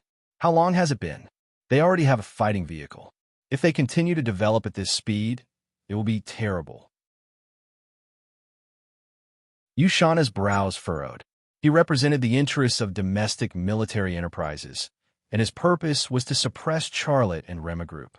But now, not only had he not made any progress, but Rema Group was developing at a terrifying speed. The fighting vehicle had come out, but was the tank still far away?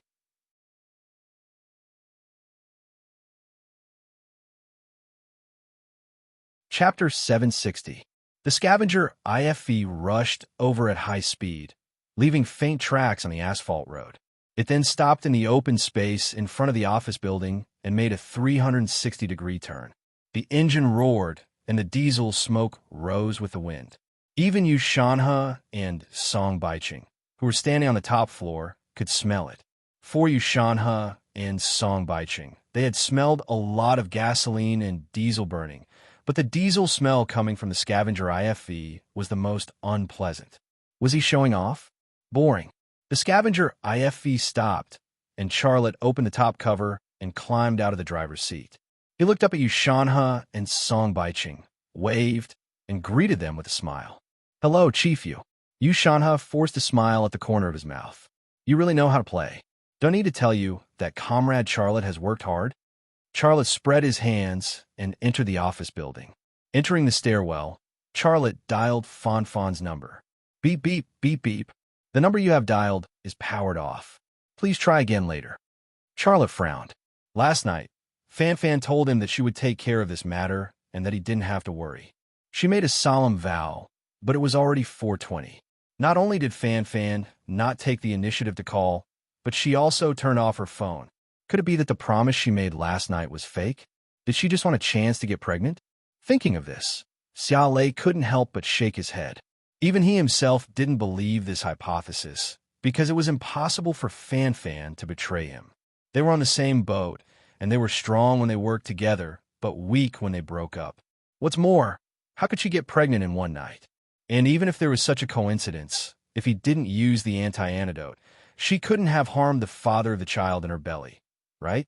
But putting aside the assumption of betrayal and deception, Charlotte really couldn't understand why Fan would turn off her phone at this time. Xiao Lei came to the office with mixed feelings. He saw Yushanha and Song Baiching sitting on the sofa, as well as Yelena, who was making tea for them. Qin Kaiwei was still in France participating in the army weapons exhibition, so the responsibility of greeting the guests naturally fell to her, the foreign secretary. However, she would only personally brew tea for people of Yushanha's level. If it was just Song Baiching, she wouldn't even bother with him. "Ha!" Charlotte laughed. "What brings you here, Chief Yu? Why didn't you tell me in advance that you were coming? You should have asked your subordinates to inform me, so that I could prepare a welcoming ceremony or something." All right, don't talk nonsense." Yushanha sneered. "You know why I'm here, and I know that you don't want to see me at all. Don't you think it's hypocritical to talk about a welcome ceremony?" Charlotte sat opposite Yushanha and Song Baiching, crossed his legs casually, and maintained a smile on his face. "Chief Yu, what are you talking about? I still hope that Chief Yu will take care of us in the future and take care of our Rema Group's business. I can't even invite a distinguished guest like you. So why wouldn't I want to see you? I'm very happy to see you. All right, you have a sharp tongue. I can't win against you. I'd better talk business with you. I'm better at this." Yushanha gave Song Baiching a look. Song Baiching took out 2 red-headed documents from his briefcase and said directly, "Mr. Xia, we talked about it last night, so I won't repeat it." He looked at the watch on his wrist and said, "It's not long before 5 o'clock. Chief Yu is also here, so you can state your position now. Are you going to sign this document or not?" Charlotte also looked at the watch on his wrist and was a little anxious. What's going on with this prodigal woman? Fan? She's not here yet. What's she doing? Mr. Xia, being ignored again. Song Baiching's teeth itched with hatred, but he had to pretend to be polite. Charlotte pretended to come back to his senses. Sorry. I was just thinking about whether I should add a Huiwei sound system in my tank." Hearing this, Yushanha and Song Baiching almost grabbed the teacups on the coffee table and threw them at him. Add a Huiwei sound system in the infantry fighting vehicle? Was his brain caught in the sluice of the Three Gorges hydropower station? Charlotte said with a smile, "Think about it. Wouldn't it be cool to have a little heavy metal music on the battlefield? Don't underestimate the impact of music on people. Heavy metal music can stimulate people's adrenaline and make our soldiers excited as if they've been injected with chicken blood." Yushanha suddenly grabbed the teacup and slammed it on the coffee table. "Charlotte, that's enough." Charlotte trembled and looked very scared. Yelena, who was next to him, stared at Charlotte speechlessly. This guy had killed more than 90 agents, special forces, and professional soldiers in one battle. Yushanha had only smashed the teacup, and he was actually scared. Wasn't this too fake? "I came here personally today to ask you a question. Are you going to sign this document or not?" Yushanha was aggressive. Charlotte said, "I'll look at the document again. I didn't read it clearly last time." "Give it to him," Yushanha said angrily. Song Baiching handed a document to Charlotte. Charlotte took a look at the document and then said to Yelena, "Please give Chief Yu another cup of tea." Yelena nodded and thought to herself, what is he playing at? Not only could Yelena not understand Charlotte's thoughts, but Yushanha and Song Baiching also could not understand Charlotte's thoughts. If he said he refused, his attitude was not the same. If he said he wanted to sign it, he gave people the impression that he was sloppy and did not take the matter in front of him seriously at all. Charlotte's thoughts were actually not complicated at all. He was stalling for time and waiting for Fan to appear. He pretended to look through the document seriously, and from time to time, he would ask Song Baiching about a certain clause, as if he wanted to thoroughly understand the document. Time passed little by little, and the deadline of 5 o'clock was getting closer and closer. At 4:50, Yushana's patience was almost worn out by Charlotte. He urged, "Charlotte, how much longer do you want to read? Can you hurry up? I still have a meeting to attend. I don't have time to wait for you." "No hurry. Chief Yu, I'll finish reading a few more pages," Charlotte said. "Enough." Yushana stood up. "Give me an answer now. Are you going to sign this document or not?" Charlotte said calmly, "Chief Yu, this is not a small matter. Don't I want to take a closer look at the contents of the document? Is this not allowed?" "Don't pretend. I know very well that you know all the contents of this document. Let me remind you again, this is your benefit, not mine. Don't take advantage of it. Just tell me, are you going to sign it or not?" Yushana's tone was very tough. If it were not for Fan's promise, Charlotte would have played the card in his hand at this time, which was to threaten Yushana by cutting off the deal with the French. But Fan had promised. If he played this card again, it would not be a good thing. The reason was very simple. Yushana must know what card he had in his hand, but he clearly knew it and still suppressed him. This showed that Yushana did not care about him cutting off the deal with the French. Why did Yushana not care about him cutting off the deal with the French? Yushana's thoughts were not difficult to guess at all. If he cut off the deal with the French, Yushana and the interest group behind him would not suffer any loss, but the country would suffer. And once he cut off the deal with the French, what would the higher-ups think of him? Damaging the interests of the country because of personal interests, regardless of the overall situation, was enough to make him suffer, not to mention the other troubles it would bring. This was also the reason why Charlotte was willing to play this card only as a last resort. Now that Yushana was forcing him like this, it was obvious that he wanted to force him down this path. "Why would I be fooled by you? Maybe Song Baiching still has a recording pen on him." Charlotte thought so in his heart, but he kept a smile on his face. "Sign, why wouldn't I sign? For the interests of the country, I am willing to sacrifice my personal interests." Yushana and Song Baiching could not help but look at each other. Song Baiching could not hold back the joy in his heart. He said with a smile, "Then what are you waiting for, Mr. Xia? Sign it quickly." "Can you wait until I finish reading it?" Charlotte said. Song Baiching. Charlotte buried his head in the document again, looking very serious, but reading it slower than a snail. In the blink of an eye, another 5 minutes passed. "Well, I don't have time to waste with you," Yushana said coldly. "I can see that you are stalling for time. Let me tell you, no matter what tricks you have, it will be useless this time. If you don't sign, you won't be given a penny of the loan.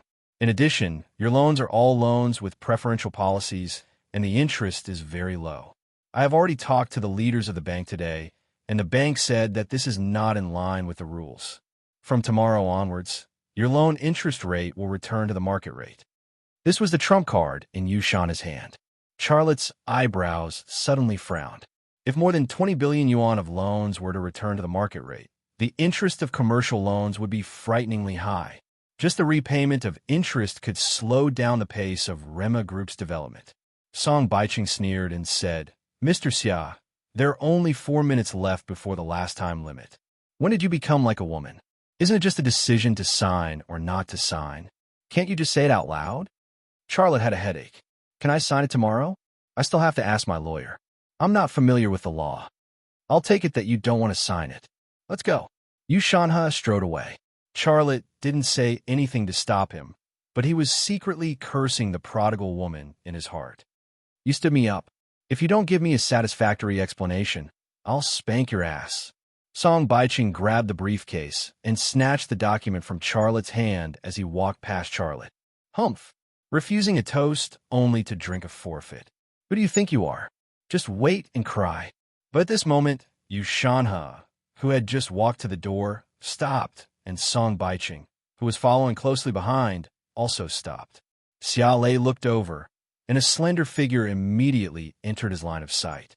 The prodigal woman was finally here. Black OL uniform, red high heels, black stockings, and bright lipstick. The simple colors matched her perfectly. "Oh, Chief Yu, what a coincidence." Fan Fan greeted Yu Shanhe with a sweet smile.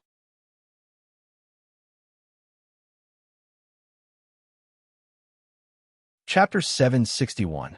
Yu Shanhe looked at Fan Fan coldly. "Why are you here?" I have something to discuss with Charlotte," Fan Fan said with a smile. "Does Chief Yu also have something to discuss with Charlotte?" Yu Shanhe just nodded, full of the style of a chief. In fact, he didn't really want to leave. He just wanted to put pressure on Charlotte. He was very clear about the relationship between Fan Fan and Charlotte. If it weren't for Charlotte's help, Fan Fan wouldn't have been able to sit in the position of the director of the Xian Bureau. That position belonged to Ling Hao. Fan Fan's appearance at this juncture made him even more reluctant to leave. Yu Shanhe gave Song Baiqing another look. Song Baiqing understood and put the document he had just snatched from Charlotte's hands on the coffee table. "Mr. Xia, forget it. Although the deadline is up, our Chief Yu is a soft-hearted person. Considering that you have made a lot of contributions to the country, I will give you a little more time. Didn't you want to sign it after reading it? Read it quickly. We will wait for you." Yu Shanhe returned to the sofa without saying a word, and his face was expressionless. Charlotte didn't look at the document again. When Yu Shanhe sat down, he got up and walked to Fan Fan with a smile on his face. "So it's Chief Fan. What brings you here?" "Chief Fan?" Fan Fan rolled her eyes at Charlotte. It wasn't that her identity wasn't worthy of the title Chief Fan, but Charlotte calling her that made her look old. However, she also knew that Charlotte called her Chief Fan in front of Yu Shanhe. That was to elevate her and belittle Yu Shanhe. "Chief Fan, please sit down. I will make you a cup of tea." Charlotte was very attentive and really went to make tea for Fan Fan. Just now, Yu Shanhe's secretary made the tea. Now that Fan Fan was here, Charlotte went to make the tea himself. Although this was an insignificant detail, in Yu Shanhe's eyes, it was not a big deal. He was very unhappy in his heart. "Miss Fan, why are you looking for Charlotte?" Yu Shanhe probed. Fan Fan said, "Chief Yu, why are you looking for Charlotte?" Yu Shanhe immediately frowned. Fan Fan said, "Is it inconvenient to say it? If it's not convenient to say, then forget it. I'm not a very curious person." She didn't give Yu Shanhe any face. She didn't need to. When did the director of the Xian Bureau need to give face to Yu Shanhe? At this time, Charlotte came over with a cup of black tea and placed it in front of Fan Fan. He said with a smile, "Are the two chiefs guessing riddles? Let me do the talking. Chief, he gave me a document to sign. My loan will be waived, but he will send an administrative director to Rema Group. I'm thinking about it. It's so troublesome. I have a headache just thinking about it." "That's it." Fan Fan pretended to be surprised. "What do you think about it?" Charlotte spread his hands. "Didn't I say that I have a headache? How can I think about it when I have a headache?" Yu Shanhe snorted. "That's enough. Are the two of you putting on a show?" "Fan Fan, I know you're here for this matter. Since you're here, let's finalize this matter today." Fan Fan picked up a teacup and took a sip. Then she frowned. "It's hot." Charlotte said, "It's freshly brewed." "Of course it's hot. Leave it for a while before you drink it. It's not good to burn your tongue." Yu Shanhe's face turned green with anger. He was talking about business, but Fan Fan and Charlotte were talking about trivial things. They didn't care about him at all. "Fan Fan," Yu Shanhe's voice was angry. "Let me remind you, you have to be clear. Don't make political mistakes." Fan Fan put down the teacup and looked surprised. "Chief Yu, is drinking very hot tea a political mistake? Please forgive me. I'm not as politically aware as you are. But thank you for your reminder. I think we should leave it for a while and drink it when it's cold." Yu Shanhe was angry on the spot. Charlotte chuckled in his heart. This prodigal woman's mouth is really good.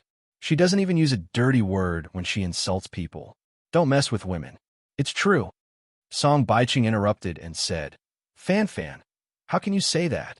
Fan Fan's gaze moved to Song Baiqing's face. Her eyes suddenly turned cold. "Is Fan Fan something you can call?" Don't think that you'll be fine just because you've been transferred to the equipment department. Let me tell you, I can launch an investigation into what you did at the Thunder Horse military factory at any time. At that time, do you think your chiefy can protect you? Song Baiching's face suddenly turned pale. His lips moved as if he wanted to say something, but he couldn't say a word. The current Fan was no longer someone he dared to mess with. Hee. At this time, Yushana laughed inexplicably. Charlotte sat next to Fan and lowered his voice. What's the matter? It's done. Fan's answer was also very clever. Charlotte breathed a sigh of relief. Yushan has stopped laughing. Fan, you're young and successful, so I won't mess with you. I won't comment on how long you can sit in that position. I'll just say what's going on. I know you're here to help Charlotte, but I still want to kindly remind you that this matter concerns the national interest. There are instructions from above, and this is also a good thing for the development of Rema Group. If you get involved, you'll be standing on the opposite side of the national interest. I hope you won't make such a political mistake. Fan sneered. Standing on the opposite side of the national interest? That's a big accusation. Chief Yu, I'll be straightforward. I'm indeed here to help Charlotte, and I'll definitely help him. You can't help. Then I'll try. How can a private company control the lifeline of a country's military industry work? Yushana's tone was stern. You can't help just because of this. There's so many military companies and so many people. They're the cornerstone of the country's military industry. Can you and Charlotte challenge so many people? You're overestimating yourself, Charlotte said lightly. Chief Yu, I don't agree with this. Why is the military industry in Europe and America so developed?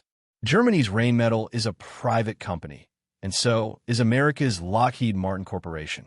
There are many more private military companies, but I won't mention them all. The private military companies in Europe and America can support their national defense. Why can't we do the same here? Europe and America are Europe and America, and we are us. If you like Europe and America, why don't you develop there?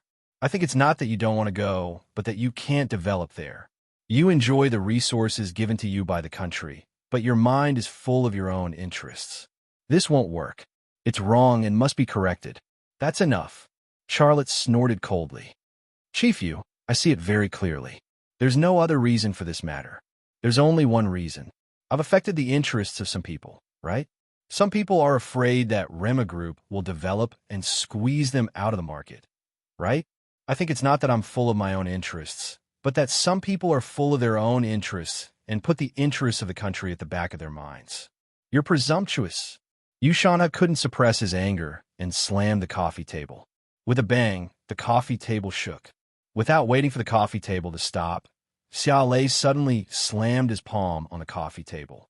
The entire coffee table jumped up, and all the teacups on the coffee table fell to the ground. Yushana was stunned.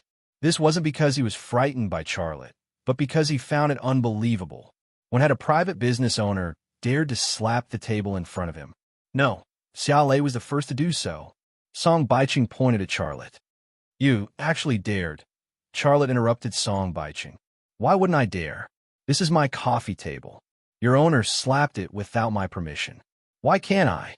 Song Baiching was speechless. Charlotte suddenly turned hostile and didn't even care about Yushana. How could he care about Song Baiching? Charlotte continued. Mr. Yu, I know that you represent the interests of some people in the domestic military industry, so you're happy to suppress Rema Group. But I want to tell you that our country is developing and some of your ideas are already outdated. Survival of the fittest is the law of nature and the law of the market. Some military enterprises are subsidized by the state, but what they research and produce are old and backward weapons. I produce the most advanced weapons for this country in the world. Even Europe and America can't compare. The backward ones are not eliminated, but the advanced ones are suppressed.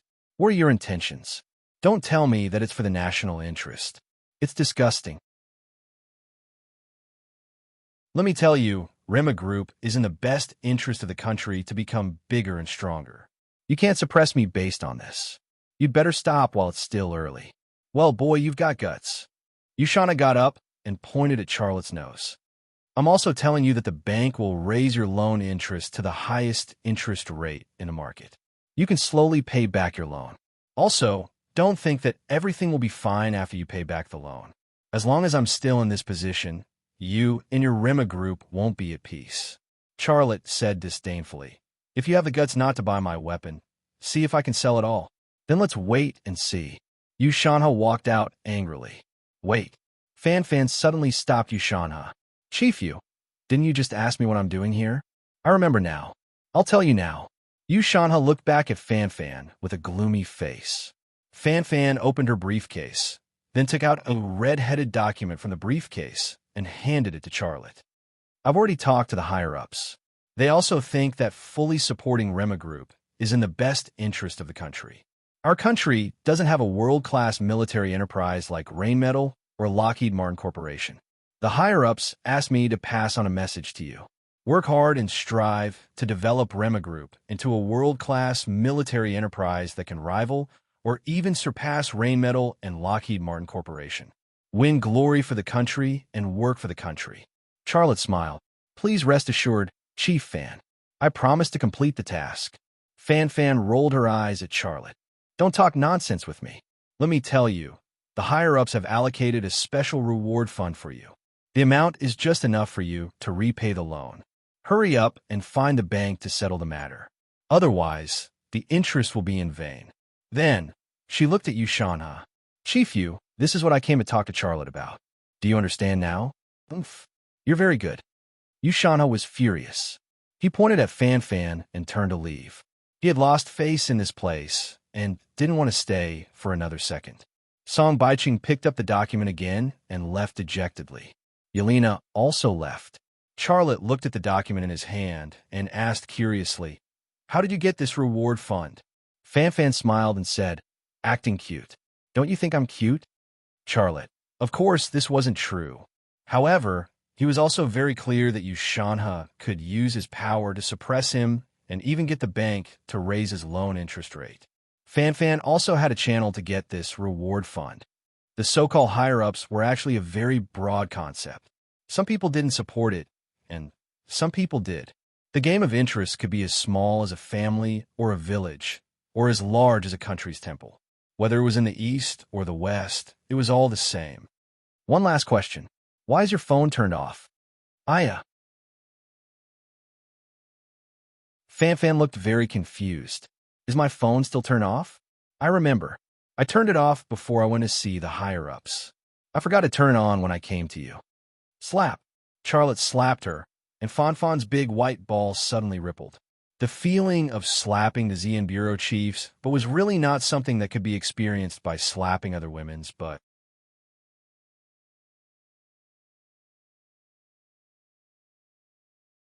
Chapter 762. The loan problem was solved. Charlotte was relaxed. Rema Group also unloaded the heavy burden and could sprint forward at a brisk pace.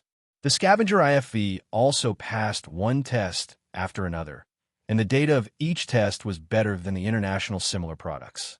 A comprehensive conclusion was that Rema Group's scavenger IFV was 15 years ahead of the most advanced IFV in service in Europe and the United States.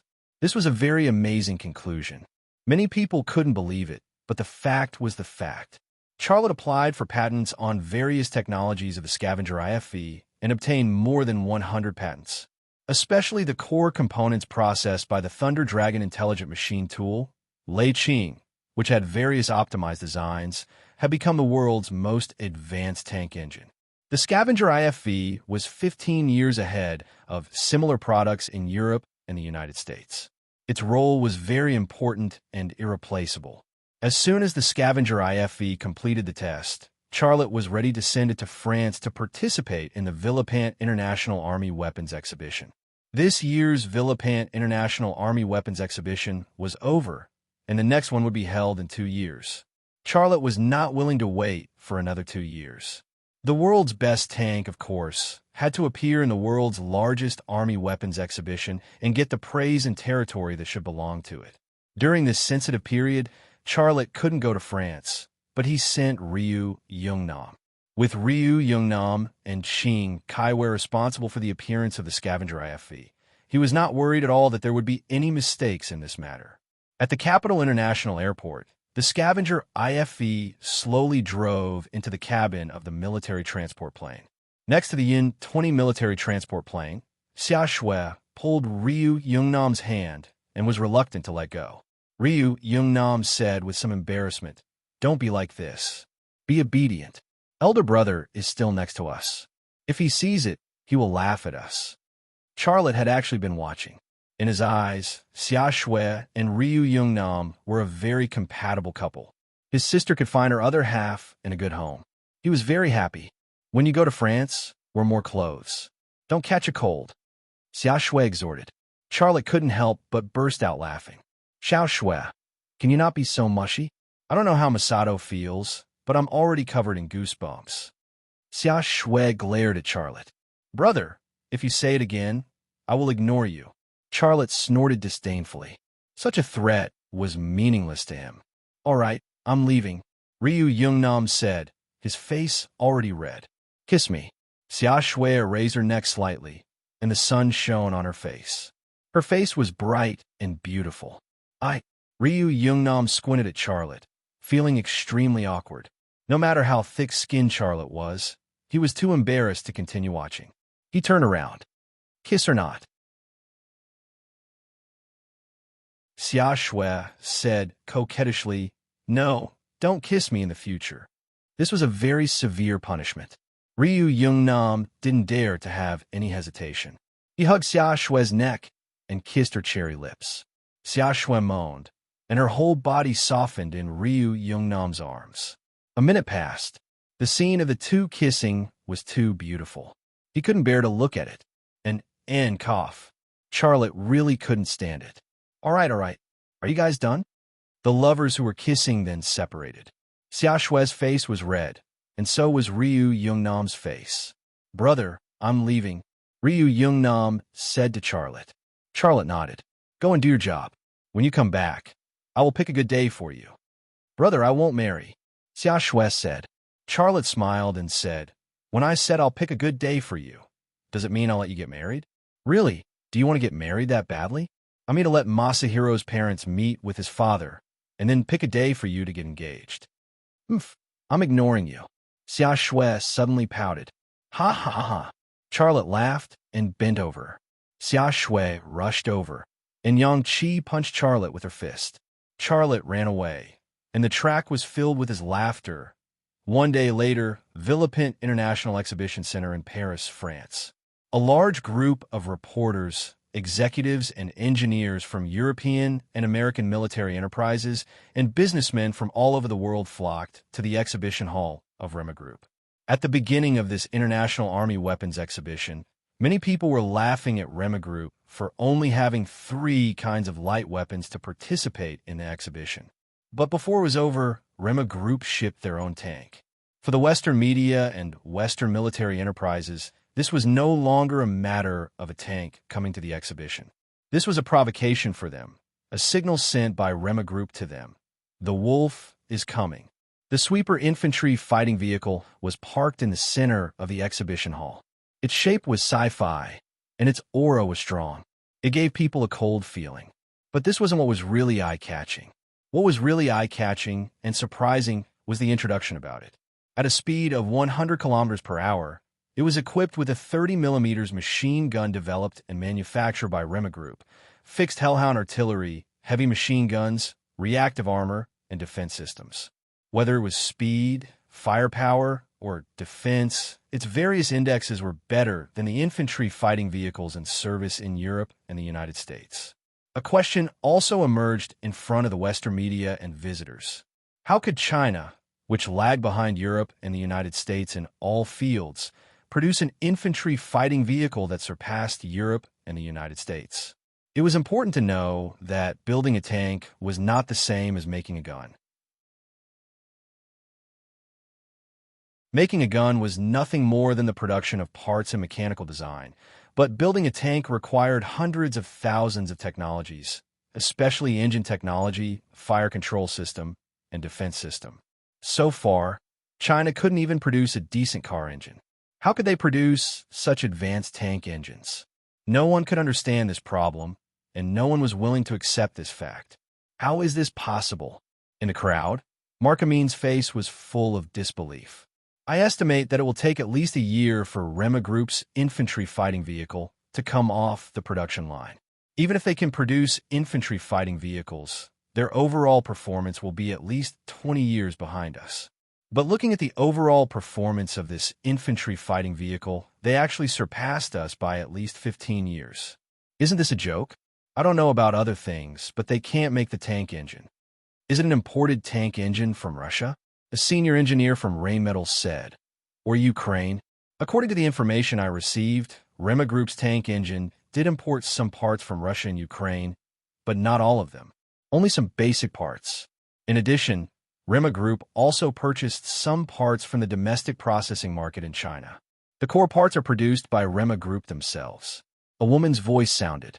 Mark Amin looked over and saw a beautiful face. She had the exquisite facial features and delicate skin of an Eastern woman, but also the blue eyes and facial curves unique to European and American women. This woman was Mai Hattori, the chief assistant of Lockheed Martin Corporation CEO, Ms. Forson. Lockheed Martin Corporation was the arms giant in the United States. Not only did it have its own intelligence network, but it could also share relevant information with the CIA's intelligence network. She obviously knew more and more details than Mark Amin. Miss Bailey, do you mean that Rema Group developed their own tank engine? Mark Amin didn't want to believe that Rema Group already had such strength. He believed that Rema Group could make the best gun in the world, but he didn't believe that Rema Group could make the best tank in the world. Mr. Mark Amin, I know you don't want to believe it. In fact, I don't want to believe it either, but this is the truth. Mai Hattori said, Rema Group is here. Our Lockheed Martin Corporation and your Rheinmetall should unite. As for what to do, I think Mr. Mark Amin should be very clear about it, right? At this time, Qing Kaiwei appeared, and a large group of reporters immediately surrounded her. Miss Qing, may I ask if this tank is the one developed and produced by your Rema Group? Of course, I remember you. At the beginning of this exhibition, you said that our group could only produce light weapons and didn't deserve to participate in such an exhibition hall. Now I want to tell you that this is the best tank in the world. Your European and American tanks can't compare. Women were vengeful. Qing Kaiwei actually remembered that she had ridiculed the little reporter from Rema Group. If Charlotte was here, he really didn't know whether to say that she had a good memory or was narrow-minded. You said that your tank is the most advanced in the world. How can you prove it? A reporter said, it's very simple. Our chairman Xia said that we welcome similar products from any company to compete. The one who spoke was Ryu Yongnam. His face was full of confidence. If you can contact the relevant companies, whether it's Rheinmetall or Lockheed Martin Corporation, we are willing to accept the challenge. After all, we are the best. Such words immediately cause a wave of discussion, directly challenging the two world-class arms giants, Rheinmetall and Lockheed Martin Corporation. This was Charlotte's idea and also a business strategy. Whether Rheinmetall and Lockheed Martin Corporation accepted the challenge or not, Rema Group would receive a certain amount of attention. If they didn't accept the challenge, the media would naturally exaggerate and say that these two companies were afraid to fight. If they accepted the challenge, it would be even better. The Scavenger IFV was 15 years ahead of similar products in Europe and the United States. Its huge performance advantage could allow it to win an overwhelming victory. At that time, Rema Group didn't need to spend a penny on advertising. The world would also know the existence of Rema Group and the Scavenger IFV. Isn't that Mr. Mark Amin, the chairman of Rheinmetall? A sharp-eyed reporter found Mark Amin standing in the crowd. He walked over and handed over a microphone. Mr. Mark Amin, may I ask? Before the annoying reporter finished speaking, Mark Amin turned around and left. The reporter wanted to speak, but was stopped by his bodyguard. The same thing happened to Mai Hattori. Miss Bailey, Rema Group has issued a challenge. Can you say something on behalf of Lockheed Martin Corporation? A reporter asked Mai Hattori. Challenge Lockheed Martin Corporation? You really dare to think, but I want to tell you that Rema Group from China is not qualified at all. Have you ever seen a lightweight fighter who just entered the Boxing World Challenge, a heavyweight world champion? I personally disdain such a challenge. Mai Hattori left these words and turned to leave. Her bodyguard also stopped the reporters who came to pester her. Walking out of the exhibition hall, Mai Hattori took out her mobile phone. "Father, I think you should bring people from Mitsubishi Heavy Industries to see Rema Group's Scavenger IFE."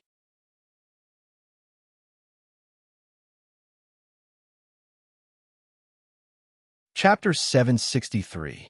The Scavenger IFV was in the limelight at the Villepinte International Army Arms Exhibition in Paris, and the domestic and foreign media were scrambling to hype it up. Charlotte, Rema Group, Scavenger IFV, Hellhound Artillery, XL 2500 Sniper Rifle, and Gale Assault Rifle became the hot topics of major search engines. The popularity of the name Xiaolei had already surpassed that of many of the currently popular celebrities. For a time, it was unparalleled. This was a good thing, but Charlotte was not happy. Night Masha had not called, and Amanda's satellite phone could not be reached. There was no progress in exchanging Amanda and Pu Taiyong for ransom. The longer it took, the more danger Amanda and Pu Taiyong would be in. With such a burden weighing down on his heart, how could he be happy? Still no news? Charlotte asked Yelena in the office. Yelena said, "Don't worry. Dad is already thinking of a way." "What can he think of?" Yelena said, "Don't forget, Dad still has 5 people in his hands. If I'm not wrong, I'm afraid they've already started." Those 5 people were. Who were those 5 people? Yelena stretched out a finger and shook it. "It's not that I don't want to tell you, but I really don't know much." "How is that possible?" "It's not complicated. I know Pig, but it's just the old Evgenia. You know her? Liang Xiao killed her. Now someone has taken over Pig's position, but I don't know who that person is." "What about the snake, rat, monkey, and dog?" Yelena said, "The 4 of them almost never act with us, but I know Dad always gives them some very difficult tasks." "Can you tell me everything you know?" Charlotte said. "Okay." Yelena said, "Rat is Japanese, proficient in hiding, assassination, and poisoning. He's a very powerful killer." "You're not telling me he's a ninja, are you?" "You can think of it that way. Her name is Akiko Tsukino." "A woman? Are you surprised? She might even be a beauty." Yelena said, "Charlotte, Monkey is an Indian. His name is Angumi Khan. He is a sharpshooter. He can shoot a flying fly with his pistol." The dog was from Iraq. His name was Siamu Almajid Altakrit. Siamu was his name, followed by his father's and grandfather's names, which could be ignored. He was an intelligence expert. Dad's eyes and ears are his. A lot of the information I provided you before came from him. The last one is Snake. I'm sorry. Yelena paused for a moment before continuing. He's probably the most mysterious member of our Zodiac team. I've never seen him before, and I don't even know his name. Although they hadn't met, Charlotte already had a general impression of him. Monkey was Angumi Khan from India. Monkey was agile and a sharpshooter. Even a fly couldn't escape from his shooting. His characteristics matched the characteristics of a monkey. The dog was Siamu from Iraq. He was the intelligence expert of the entire Zodiac team. Dog's eyes and ears were extremely sensitive. He could see in all directions and listen in all directions. He was good at tracking information. This also matched Dog's characteristics. Rat is Tsukino Akiko from Japan. It is not known whether she is a real ninja or not, but she is good at hiding, assassination, and poisoning. She is really a rat, which matches the characteristics of Rat. Pig still didn't know his identity. Snake. Even Yelena hadn't seen him before. He was obviously the most mysterious member of the Zodiac team. Don't tell Dad that I told you. He said he wouldn't tell you this for the time being. Yelena said. Charlotte smiled. It's fine. It doesn't matter if I know or not. But since you said so, I won't say anything. If Amanda and Pu Taiyong knew that you were going to ransom them with $50 million, they would definitely be very moved. Yelena looked at Charlotte. If one day I fell into the hands of the FA organization, would you use that much ransom to save me? Of course, but I don't want anyone else to fall into the hands of the FA organization. Charlotte said. Yelena sighed. Bagu and Marcus are dead. We have 2 less people. If Pig is dead, there will be people to fill in. If Bagu and Marcus are dead, Who will fill their positions? Not knowing why, Charlotte suddenly thought of Qin Xiang and Lu Sheng. Qin Xiang was a godly thief and agile. She could probably fill in for Bagu's position, which was the role of sheep. Lu Sheng was a martial artist. It was very suitable for him to replace Marcus' position, which was the role of a bull. However, he could only think about it. He didn't want Qin Xiang and Lu Sheng to live a life of bullets. Footsteps came from outside the door, and then Liang Xiao appeared at the door. Yelena said, "Chairman Xia, I'll go out first." "All right, you go do what you need to do," Xiaolei said. The two women, one going out and the other going in, glanced at each other when they passed by, but neither of them greeted the other. Moreover, Yelena's eyes were filled with hostility. "She doesn't seem to like me," Liang Xiao said. Yelena didn't like Liang Xiao and was even hostile. That was naturally because of Yevgenia. Charlotte was very clear about this, but he couldn't tell Liang Xiao. "That's her temper. Don't mind it. Sit down. What would you like to drink?" Liang Xiao smiled faintly. "Tomato and pork ribs soup." Charlotte smiled and said, "I only have tea and red wine here. I also have coffee, but I don't have tomato rib soup. If you want to drink tomato rib soup, make it at home. Why did you come to my office to drink tomato rib soup?" Liang Xiao's eyes flashed a trace of resentment. "You used to cook for me. I like to drink the tomato rib soup you stewed for me. You were so good to me at that time. Do you remember those things?" Of course, Charlotte remembered, but his heart ached slightly when he thought about it. If it weren't for her betrayal, he and her children would have crawled all over the floor, right? What was the point of her mentioning those past events now? A broken mirror is hard to repair, and spilled water is hard to retrieve. I'm kidding. I'm not thirsty. I don't want to drink anything." Liang Xiao changed the subject. "I came to talk to you about that." Charlotte's heart skipped a beat. "You found out." Liang Xiao looked back at the door of the office, and then her gaze fell on the door of the lounge. "Let's go to your lounge to talk." "My office." Charlotte wanted to say, "There's nothing wrong with my office," but Liang Xiao didn't wait for him to finish and walked to his lounge. He smiled bitterly and followed her in. There was a faint smell in the lounge. It wasn't the smell of perfume or air freshener, but the smell of olive oil. The lounge was very messy, and the quilt was wrinkled. There were slippers here and there. There were basic magazines on the coffee table, but they weren't neat either. There was a magazine here and there, giving off a messy feeling. "Look, your place is as messy as a pig's nest." Liang Xiao sniffed with her nose, and her expression showed a hint of suspicion. What's that smell?" It was the smell of Fanfan's antidote. Of course, Charlotte wouldn't tell her this secret. He coughed and said, "I ate a bowl of cold noodles here last night. It's probably the smell of cold noodles." "Really, there's no woman to help you clean up. Let me help you." Liang Xiao rolled her eyes at Charlotte and started to clean up Charlotte's lounge. "It's okay. I'll get a cleaning lady to come and clean up later," Charlotte said awkwardly. Liang Xiao obviously wouldn't listen to him. She quickly tidied up the magazines on the coffee table and put the slippers under the bed. Finally, she grabbed the corner of the quilt and shook it, preparing to tidy up the quilt for Charlotte. But with that shake, a black lace fell out of the quilt, and it was the original kind. The black lace flew in the air for some distance before falling to the ground. Both of their gazes were focused on it. One was awkward and nervous, and the other, "Whose is it?" Liang Xiao's gaze moved from the underwear to Charlotte's body. Charlotte shook his head with a serious expression. "I don't know. Your bed. Don't you know which woman left her underwear on the bed?" Of course, Charlotte knew that the last woman he slept with was Fan Fan, but he didn't know why Fan Fan left her lace on the bed. He couldn't help but curse in his heart. What a wastrel. When she left, didn't she know what she was wearing? Forget it. Liang Xiao's expression darkened. She smiled bitterly and said, "Who am I to you? I have no right to interfere in your private life."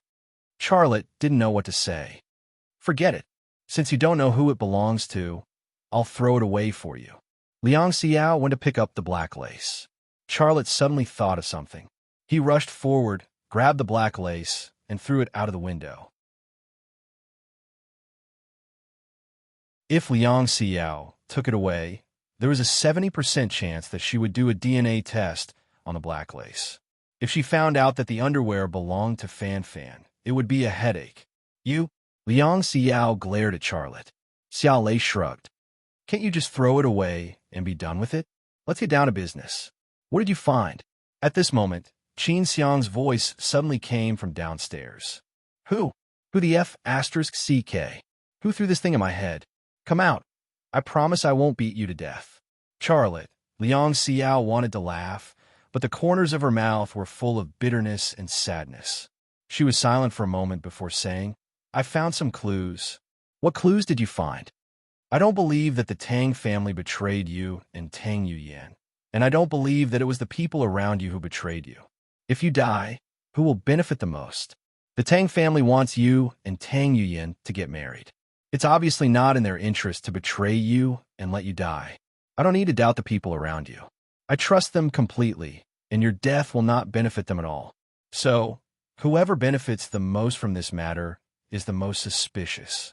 Who would benefit the most from his death? Charlotte didn't need to think deeply to know who it was. You guessed it, right? Charlotte nodded. But do you have any evidence? No. Liang Xiao said, I looked at the surveillance video of the day you came back. I saw Yushana stay at the door for 2 minutes when he left. He stayed for 2 minutes? Yes, he was looking at the document I showed you. But this is obviously a loophole, because he must know all the contents of the document. You didn't sign it, so why did he stand in the aisle for 2 minutes and look at it? There's only one explanation, and that is to eavesdrop on your conversation with Boss Sure. Remember, did Boss Sure talk to you about what mission you were going to Shi Province to carry out at that time? Charlotte's mind replayed the scene at that time, and then he nodded. With you, Shauna's identity, even if he heard the conversation between you and Boss Sure, he wouldn't be the one to directly leak the information. So, I secretly investigated Yushana's men, and I found one person. Oh, Song Baiqing. Liang Xiao said, the night before you and Tang Yin left, he went to a Japanese restaurant. I don't have the surveillance video in that restaurant, but it's not normal. Charlotte thought for a moment. You don't have to worry about this matter.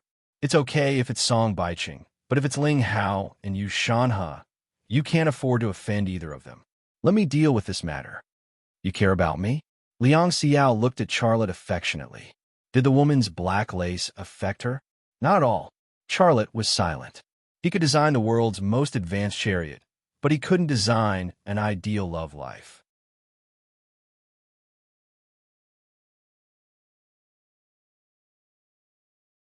Chapter 764. The handsome ones had woken up, while the beautiful ones were still sleeping. Charlotte, who was neatly dressed, looked back at Sylvia and Anina, who were still sleeping in bed, and his heart was filled with tenderness and tranquility.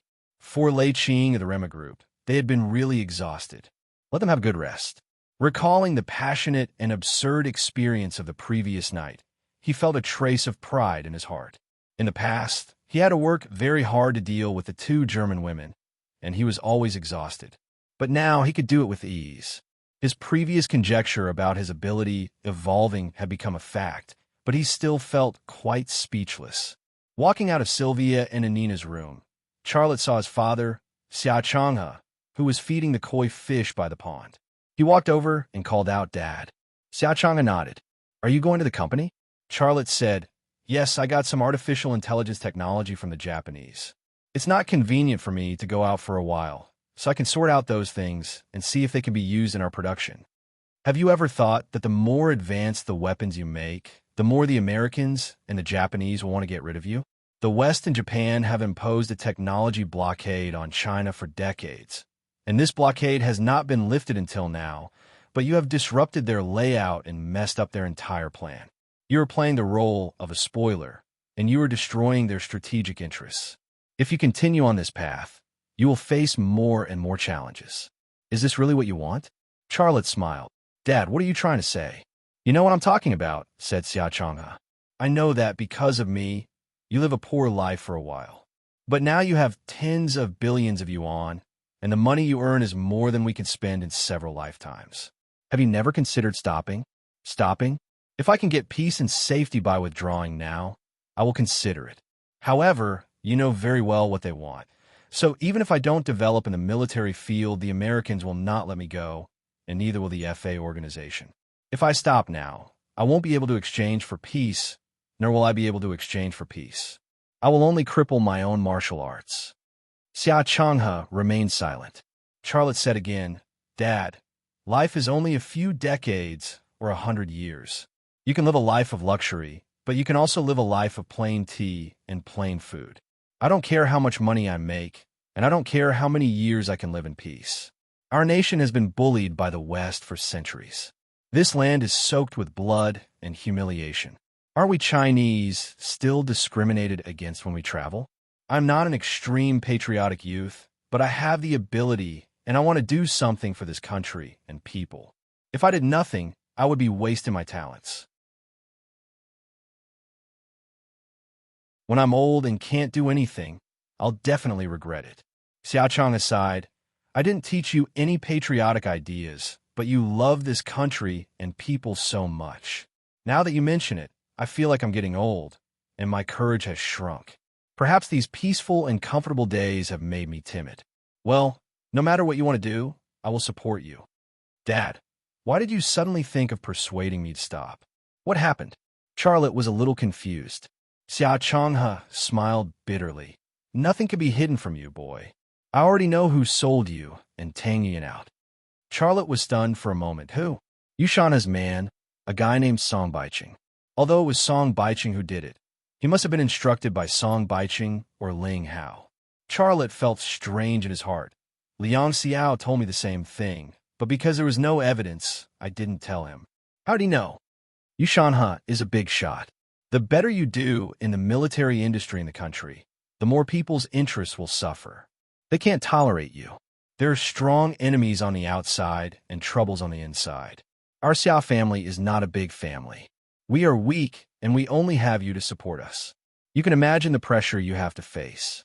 I thought of these dangers, so I thought of asking you to stop. Charlotte was silent for a moment, then said, Dad, how do you know about this? Of course I have my channels. Tiger came back last night, and I asked him to go to the Japanese restaurant. He stole the surveillance video of the restaurant. When you go to the company, Tiger will give it to you. You'll understand after you see it. Dad, that don't ask, go to work. Xia Changhe began to feed the koi in the pond. He threw the feed into the pond, and the koi in the pond scrambled for it, stirring the pool of blue water. Charlotte's lips moved, and he wanted to say something, but he didn't say it in the end. He turned and left. Oh, by the way, I almost forgot something. Xia Changhe's voice came from behind. Tang Yinhai invited me to Sichuan for tea. Sichuan is a rich country, and I have never been there. I want to see it. Charlotte's footsteps suddenly froze, and then he looked back at his father. Dad, why do you want to go to the Tang family in Sichuan? Didn't I tell you to drink tea? Tang Yinhai invited his father to drink tea. Just to drink tea? Charlotte was a little confused, and he said with a wry smile, Dad, you can drink tea, but don't agree to anything else. Xia Changhe smiled. What do you want me to not agree to? Well, marriage or something. You mean that girl Tang Yin? I actually think she's not bad.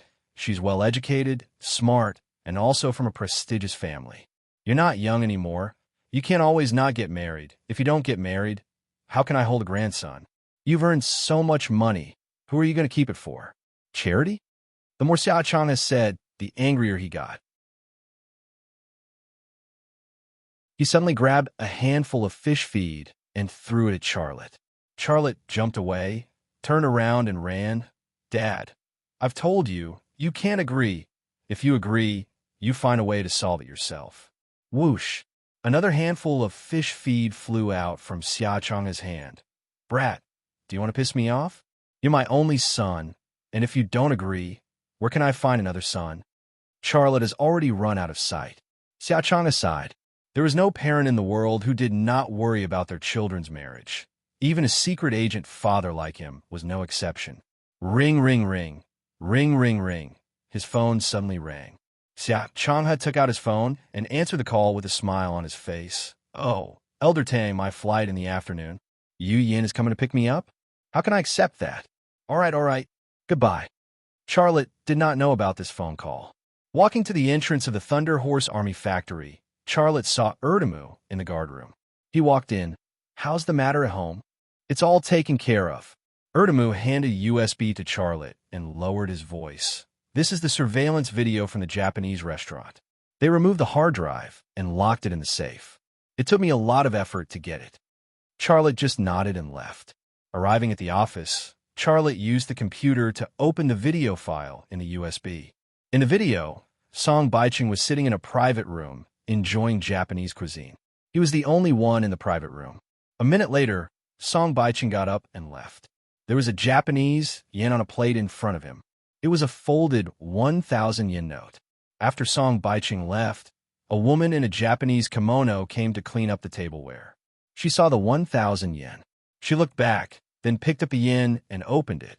The yen was written, "Tavong, Shi province tomorrow." The Japanese word for Tavong was the Chinese word for da. This sentence, which looked like Chinese, was actually Japanese that Japanese people could understand. The woman in the kimono put away the 1,000 yen and left the private room where Song Baicheng was eating without even having time to clean up the tableware. The video ended. Charlotte copied the video on a USB and picked up the phone on the table. He dialed Liang Xiao's number, but then hung up. His first thought was to tell Liang Xiao that he had found evidence. But when he thought about the people involved in this matter, he dismissed the idea. It was not a wise move to involve Liang Xiao in this. Charlotte dialed Sher Bourne's office number. "It's me, Mr. Sher." "Oh, it's you. I was just about to call you." It was Sher Bourne's voice. "Yu Yin has returned from Shi province. I gave her a week off. Don't you want to see her?" "Well, I'll be there." Xiao Lei changed the subject. "Boss Sher, I have something very important to tell you." "Say it." Sher Bourne's tone suddenly became serious. "I found out who sold me and Yu Yin out." "You found out? Who?" Song Baicheng. Charlotte said the name. Bang! Sher Bourne's angry voice came from the phone. "Damn it! A traitor who lives off one side while secretly helping another. I never thought it would be him. Do you have evidence?" "Yes, there's a video that is enough to prove his guilt," Charlotte said. "I will ask Long Bing to come and get it." Sher Bourne said angrily. "He is dead meat." "Mr. Sher, this matter—" Charlotte hesitated for a moment and said, "I am afraid it will involve Ling Hao and Yu Shanha." There was silence on the phone. Only Sher Bourne's heavy breathing could be heard. "Mr. Sher, this matter is very big and serious. But I promise you, no one can live a carefree life after betraying the country. Don't worry about this matter for the time being. Let's catch the person first." Sher Bourne said. "Okay." Charlotte hung up. Ling Hao and Yu Shanha were involved. This matter was indeed very big and serious. Sher Bourne's handling was also correct. First, he would not touch the mastermind behind the scenes. First, he would arrest the soldier who did the work, interrogate the truth, and grasp the evidence before making plans for the next step. While waiting for Long Bing to come and get the evidence, Charlotte took out the solid-state drive from Hattori Misao from his safe, connected it to his computer, and copied the contents to his computer hard drive. Then he browsed the copied content and unknowingly immersed himself in it. Many countries were researching artificial intelligence technology, but only the United States and Japan were doing well. The artificial intelligence technology of these two countries also represented the world's highest level. China was very backward in this regard. Many artificial intelligence technology in the production line relied on imports. Once there was a failure, even maintenance had to rely on equipment suppliers. If I apply artificial intelligence technology to the production line of the Thunderhorse Army factory, not only will the output increase, but will also save a lot of expenses. It's hard to find talent, but if artificial intelligence solves the problem of human resources, the Thunderhorse Army factory won't have to worry about the lack of personnel because of the rapid expansion. A very bold idea emerged in Charlotte's mind and slowly took shape. He continued to browse the artificial intelligence technology, and his mind kept on replaying the drawings he had seen in Hattori Misao's villa. Hattori Misao had given him 500 drawings, each of which was very complicated. A normal person would not be able to memorize even one, but he had memorized 500. After an unknown amount of time, A familiar voice woke him up from the artificial intelligence technology. "What are you busy with?" As soon as Charlotte looked up, he saw a beautiful face, but it was not Long Bing's, but Liang Xiao's. He was stunned for a moment. Didn't Sher Boren say to send Long Bing? Why did he send Liang Xiao? "You look so good when you're working hard," Liang Xiao said with a smile. "Why are you here?" Charlotte said, "I called Boss Sher, and he said to send Long Bing." Liang Xiao raised the corner of her mouth. "What? You don't like me coming? Then I'll go. I'll ask Boss Sher to send Long Bing that you like." "Stop it." Charlotte smiled bitterly. "I didn't mean that, but what? You have the evidence. What's the next step?" "Boss Sher asked me to arrest Song Baiching directly," Liang Xiao said. Charlotte grabbed the USB in his hand, got up and said, "I'll go with you."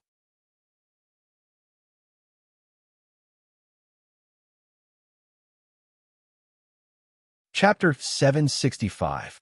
The red BMW M6 sped on the road leading to the capital city. Liang Xiao watched the video on her laptop and then sent the video file back to the headquarters of Innings 101. She closed her laptop and looked at Charlotte, who was driving. "Well, tell me, why are you going with me to catch him?" "I'd better go with you. Song Baiching almost killed me." "I want to catch him myself," said Charlotte. "Don't lie to me." Liang Xiao smiled bitterly. "I've been with you for so long. I know how many moles you have on your body. How can I not know what you think? Don't think about it. Let's catch him together and bring him back to Innings 101. Liang Xiao said, "Mr. Sher first sent Long Bing, but when he knew that this matter might involve Ling Hao and Yushanhe, he sent me instead. Do you think I don't know why? In their eyes, I've always been in the CIA.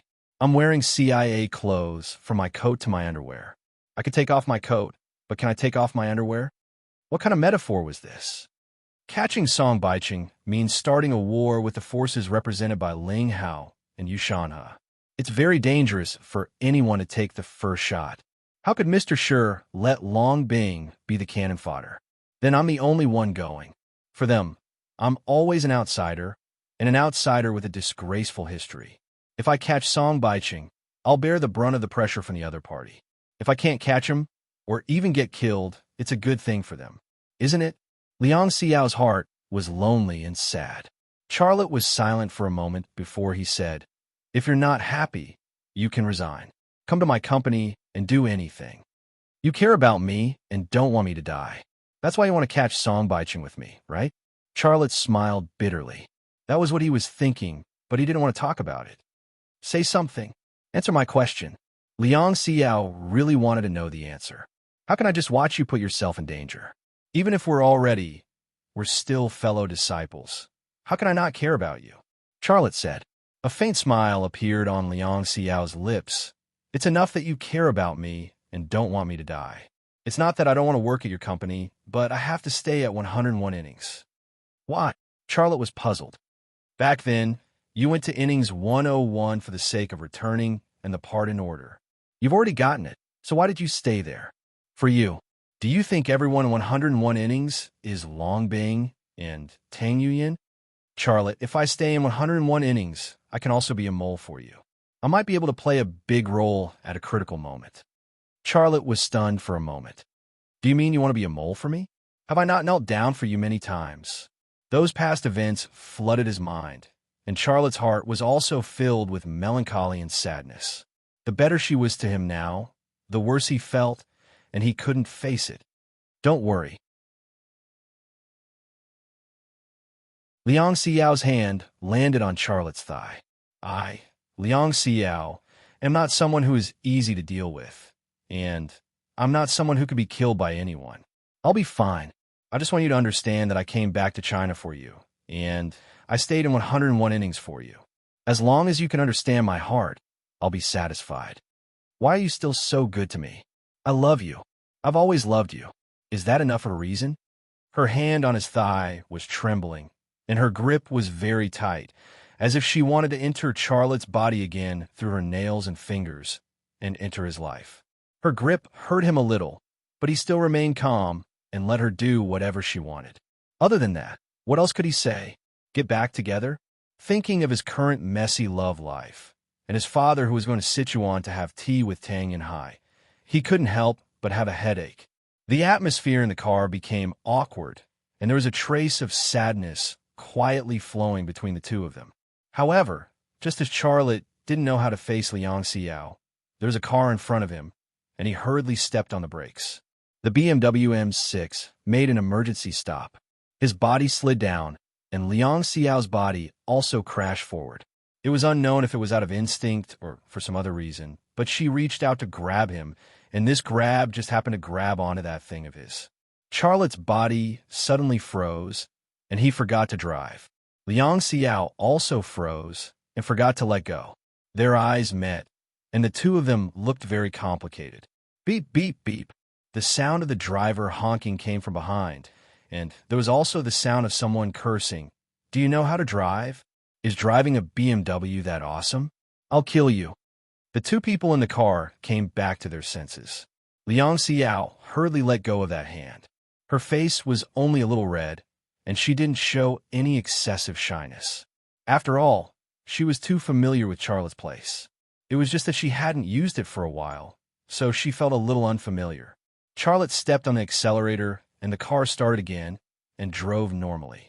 His face also turned red, but it wasn't because of shyness, but because of embarrassment. After all, the place where the change happened was very obvious, and it couldn't be hidden even if he wanted to. The car that was just behind them caught up. The blond young man who was driving stuck his head out of the window and angrily scolded, "Damn it, do you know how to drive? If you don't, I'll teach you." A young man wearing earrings who was sitting in the passenger seat stared at Liang Xiao and smirked. "Hey, girl, don't follow that idiot. Follow me. I'll take you to have fun." Wow, so hot. The blond young man who was driving also came to tease Liang Xiao. "Beauty, come with us. I promise you'll feel good." Charlotte originally didn't want to pay attention to these two hooligans. He could bear with it if they scolded him, but these two bastards actually came to tease Liang Xiao, and his heart was inexplicably angry. He stuck his head out of the window. "Get lost. Otherwise, I'll cripple you two idiots."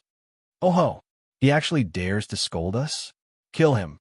Damn it, hit him. His car is expensive. It's not a loss to hit him." The blond young man suddenly turned the steering wheel and really drove his Chevrolet Cruze towards the BMW M6 that Charlotte was driving. Charlotte stepped on the brakes to avoid it, and the look in his eyes was very frightening. Liang Xiao looked at the angry Charlotte and suddenly giggled. She laughed so hard that she shook and laughed very happily. Charlotte said gloomily, "I'm about to go crazy because of these two idiots, and you can still laugh? You haven't forgotten me at all. A man insulted me, and your reaction is so strong. In your subconscious, you still think of me as your woman, right?" Liang Xiao said, unable to hide the smile at the corner of her mouth, but her eyes were filled with tears of joy. A woman's sixth sense was always so sharp and accurate, and this was something unexplainable. Charlotte smiled bitterly. "Can we not talk about this?" Before he could finish speaking, Liang Xiao suddenly leaned over and kissed his lips. A familiar woman, a familiar taste. This sudden kiss brought Charlotte back to Haizhu, back to the past. During the period when he was struggling to start his own business, Liang Xiao walked into his life and brought him a love that he didn't dare to think of before. He and her on the sofa, in the study, on her bed, releasing the passion and desire of youth again and again. Hey, damn it. The blond young man appeared outside the car window and saw the man and woman in the car kissing. He cursed and punched at Charlotte's head. Charlotte raised his hand, and a viper pistol collided with the blond young man's fist. The fist was made of flesh, and the gun was made of iron. The blond young man's fist hit the muzzle of the gun, and he immediately cried out in pain, and his fist was bleeding. He thought it was a safety hammer or something, and his companion was ready to pull out a knife. But when he saw what was in Charlotte's hand, he immediately stopped, and his face turned pale. Big brother, we had eyes but failed to recognize Mount Tai. You're a great man. Please forgive us, forgive us. The blond young man couldn't even straighten his tongue. Kneel. Charlotte's eyes were terrifyingly cold. He was not fierce, but when he was fierce, the murderous aura that he had cultivated after killing hundreds of people was revealed, and it was very frightening. The two bullies knelt on the ground. Many passing cars on the road slowed down and looked at this scene. Fortunately, this was still the suburbs, not the downtown area. Otherwise, it would definitely cause panic. Stretch out your faces. I'll slap each of you, and then I'll let you go, Charlotte said. The two bullies braced themselves and stretched their faces to the side of the car door. But just as Charlotte was about to slap them, Liang Xiao grabbed Charlotte's hand. Forget it. Let them go. They said that about you, and I'm helping you vent your anger. Why are you stopping me? Charlotte asked. Liang Xiao smiled. I have to thank them. If it wasn't for them, how would I know that you still care about me? Charlotte, you two still haven't scrammed, Liang Xiao shouted. Only then did the two hoodlums get up and run away in a panic. A woman's mind was really a strange thing. Just now, when those two bullies insulted her, she not only didn't get angry, but also looked very happy. Was the magic of love really so magical? Charlotte continued to drive the car to the capital city. Liang Xiao giggled for a while before she calmed down, and she tried to ask, Lei Zi, are we reconciled? Charlotte rolled his eyes at her. How could it be so easy? The scars you left in my heart haven't healed yet. When they're healed, we can talk about this again. Then I'll rub your heart and let those scars heal quickly, okay? Liang Xiao really reached out to rub Charlotte's heart. Stop it. I'm driving, hey? I'm warning you. Don't mess around. An hour later, the BMW M6 stopped in a high-end neighborhood. Xiao Lei got out of the car and looked awkwardly at his crotch, which had a lump in it.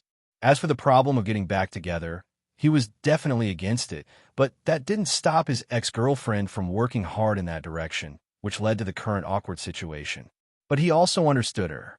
Since he broke up with her, she hadn't been touched by a man, so it was normal for her to be a little out of control. Liang Xiao also got out of the car. Her face was red, and her eyes were watery. She seemed to be afraid to look at Charlotte, but she couldn't help but look. Since she returned to China, this was the happiest time for her. Although she didn't achieve what she wanted, she felt that at least there was progress. More importantly, she knew that she was still in Charlotte's heart. Let's go to Song Baiqing's house, Charlotte said. Well, let's go. Liang Xiao combed the hair on her forehead. The two of them walked towards an apartment building. Ring, ring, ring. Ring, ring, ring. His cell phone rang. Charlotte took out his cell phone and glanced at it. It was sure Bourne's number. He hesitated for a moment, then hung up the phone. Who's calling? Liang Xiao didn't see it. It's CEO, sure. Charlotte didn't hide it from her. Why didn't you pick it up? He probably wants to persuade me to go back. I'm already here. How can I go back? Don't worry about it. Let's go catch that guy. Charlotte put away his cell phone. A sweet smile appeared on Liang Xiao's face again. You see, you still don't want to admit it? You're worried about me. You're worried about me. You can't forget me at all, right? Yes, your head. Let's go. Charlotte quickened his pace. Liang Xiao caught up with Charlotte's footsteps. After we catch him, how about we go out for a drink tonight? I can't go out casually now, Charlotte said. How about I come to your house? Charlotte.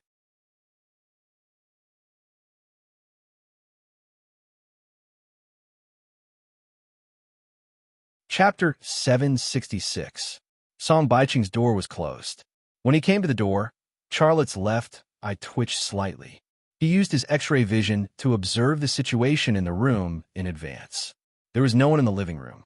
The TV was turned on, and a variety show was playing. There was no one in the kitchen on the left side of the living room. There was a pressure cooker on the gas stove.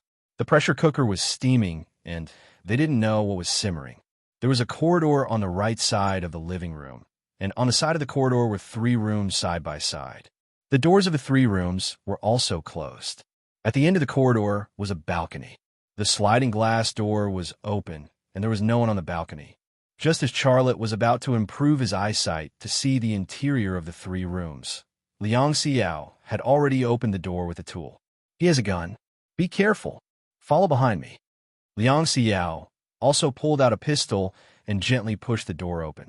This kind of thing should be done by a man, but she walked in front of Charlotte, putting herself in the most dangerous position. Charlotte wasn't a man who hid behind a woman. He dragged Liang Xiao behind him and then walked to the corridor. He pulled out a gun, his hands slightly bent, and maintained a shooting position. Liang Xiao didn't go in front of him again. She knew Charlotte's character and temper.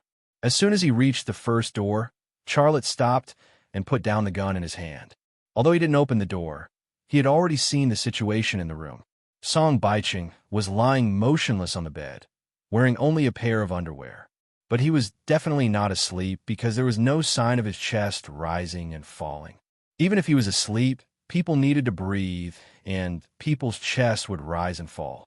In addition, his face also showed a blue color, which was definitely not a color that a living person should have. At this moment, Charlotte's heart was ignited with anger. He found out that it was Song Baiqing, but the other party immediately killed him to silence him.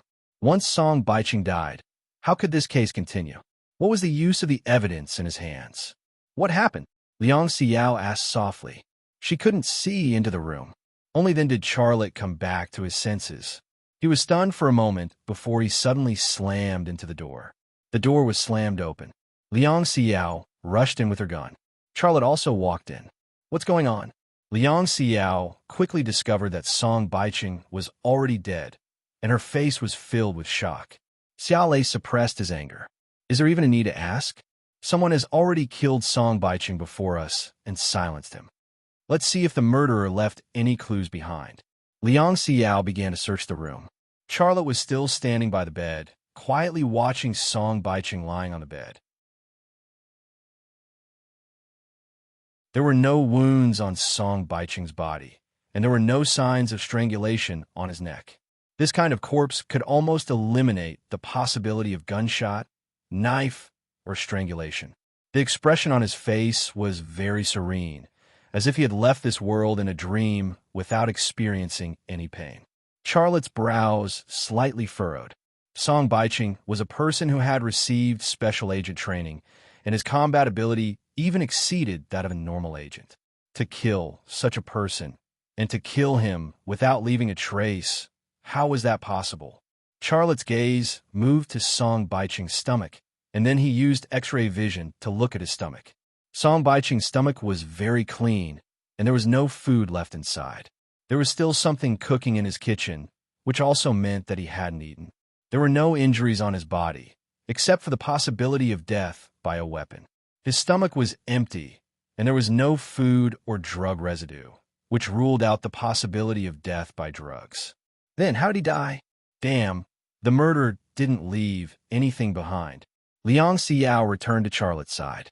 With her training and experience, she didn't need to look for any traces bit by bit like an ordinary police officer. Charlotte smiled bitterly. We met a master. Who do you think it could be? Charlotte shook his head. I only know that whoever needs to kill him is the most suspicious, but it's hard to say who the killer is. I'll call Bosher. Liang Xiao took out her phone and dialed a number. Charlotte's gaze moved to Song Baiqing's head, and his left eye's vision was like a razor that shaved off Song Baiqing's hair, straight to his scalp. Song Baiqing's scalp was smooth, and there were no obvious wounds, but there was a purple birthmark on his head, which was the size of a dollar coin. Its shape was also round, very similar to the shape of a coin. Charlotte's gaze stopped on the purple birthmark, and he quickly found something strange. On the birthmark, there was a trace of damage to a hair pore, and there was blood flowing out, but it was extremely difficult to find in the purple birthmark. Coupled with the hair covering the scalp, it was almost impossible for an ordinary person to find it. This discovery was obviously a breakthrough point. Charlotte's gaze locked on the pore, and the damaged pore was instantly pulled to his eyes, magnified 100 times. He saw the skin and subcutaneous tissue that had been damaged by a sharp object. The scene he saw was like a needle that had been fiercely stabbed into a piece of tofu. The needle had been removed, but the tofu had been stabbed by the needle. Then, he switched his left eye to the X-ray and microvision mode, and placed it on the pore, while entering Song Baiqing's brain bit by bit. The truth soon emerged in front of him. A very important artery in Song Baiqing's brain had been cut. It was a section of the brain artery, and his brain was filled with blood. This also explained why his face was purple. Charlotte secretly said in his heart, to kill someone in this way, two conditions must be met. The first is that the killer is very familiar with Song Baiching, so that Song Baiching was not on guard against him. The second condition is that the killer is extremely experienced and is a professional killer. So, who among the people around Song Baiching meets these two conditions? Naturally, he thought of Ling Hao, but he quickly denied it. Ling Hao had never shown his skills. Even if he had received military combat training like Song Baiching, it could not prove that he was the killer who killed Song Baiching. And Ling Hao could not be an extremely experienced professional killer who met the second condition. Apart from Ling Hao, he did not know who the mysterious killer was. At this time, Liang Xiao called Sherborne. She deliberately put on speaker so that Charlotte could hear it. Boss Sher. As soon as the phone was connected, Liang Xiao said directly, I'm already at Song Baiching's house, but what? He's dead. Liang Xiao said, the killer's technique is very clever. There are no traces left at the scene, and there are no wounds on Song Baiching's body. Please send a forensic doctor to deal with Song Baiching's body. Stay at the scene and don't move. Protect the scene. I'll send someone over right away. It was Sherborne's voice. Got it, boss Sher. Is Charlotte with you? Liang Xiao wanted to say something, but stopped on second thought. Don't pretend. Give him a phone. I want to talk to him. There was a little anger in Sherborne's voice. Liang Xiao shrugged and then handed the phone to Charlotte. Charlotte took the phone and said, Boss Sher, it's me. Go ahead. Sherborne's voice came out of the phone. I asked you to stay in the Thunder Horse Army factory to protect you. Why'd you go to Song Baiching's house? Don't you think you've caused enough trouble? She's going to act alone. I'm a little worried about her, so I followed her. Besides, Song Baiching almost killed me and Tang Yuyan. I want to catch him with my own hands. Charlotte said, I knew you would have a reason. Go back now, right now. Song Baiching is dead. I want to help Xiao. Sherborne interrupted Charlotte. This is an order. Okay, I'll go back right now. After that, Charlotte hung up the phone. Liang Xiao said, you go back first. I'll handle it here. Charlotte said, no, I'd better stay and wait for the forensic doctor to come. I want to know the results of the autopsy. But Boss Sher has already given the order. Are you going to disobey him? Liang Xiao looked at Charlotte with some worry. Charlotte smiled. His order is only useful to you. I don't care about his order. I disobeyed his orders. Can he still fire me? Liang Xiao shrugged. He won't fire you, but he will scold me. I'll be a servant no matter where I go. Charlotte. Because of this inexplicable sentence, the atmosphere in the room became awkward again, and it became quiet. Suddenly, there were footsteps and voices outside the door. Mom, Dad said that he stewed chicken for us. He also said that he would take me to buy toys after dinner. Are you going with us? It was a little boy's voice. You only know how to eat and play.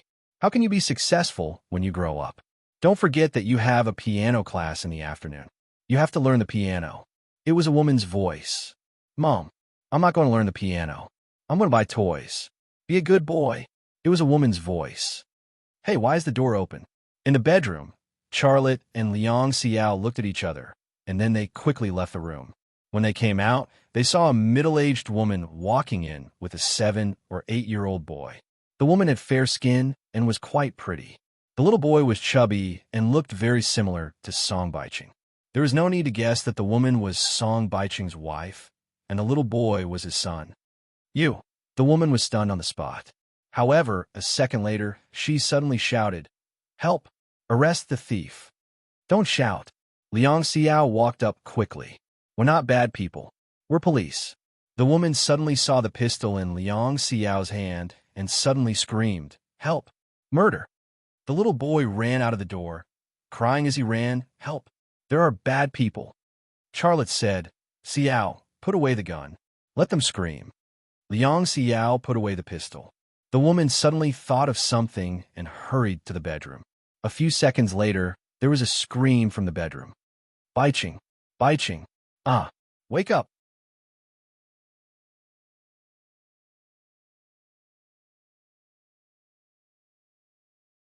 Chapter 767. Song Baiqing's woman cried her heart out. She was devastated.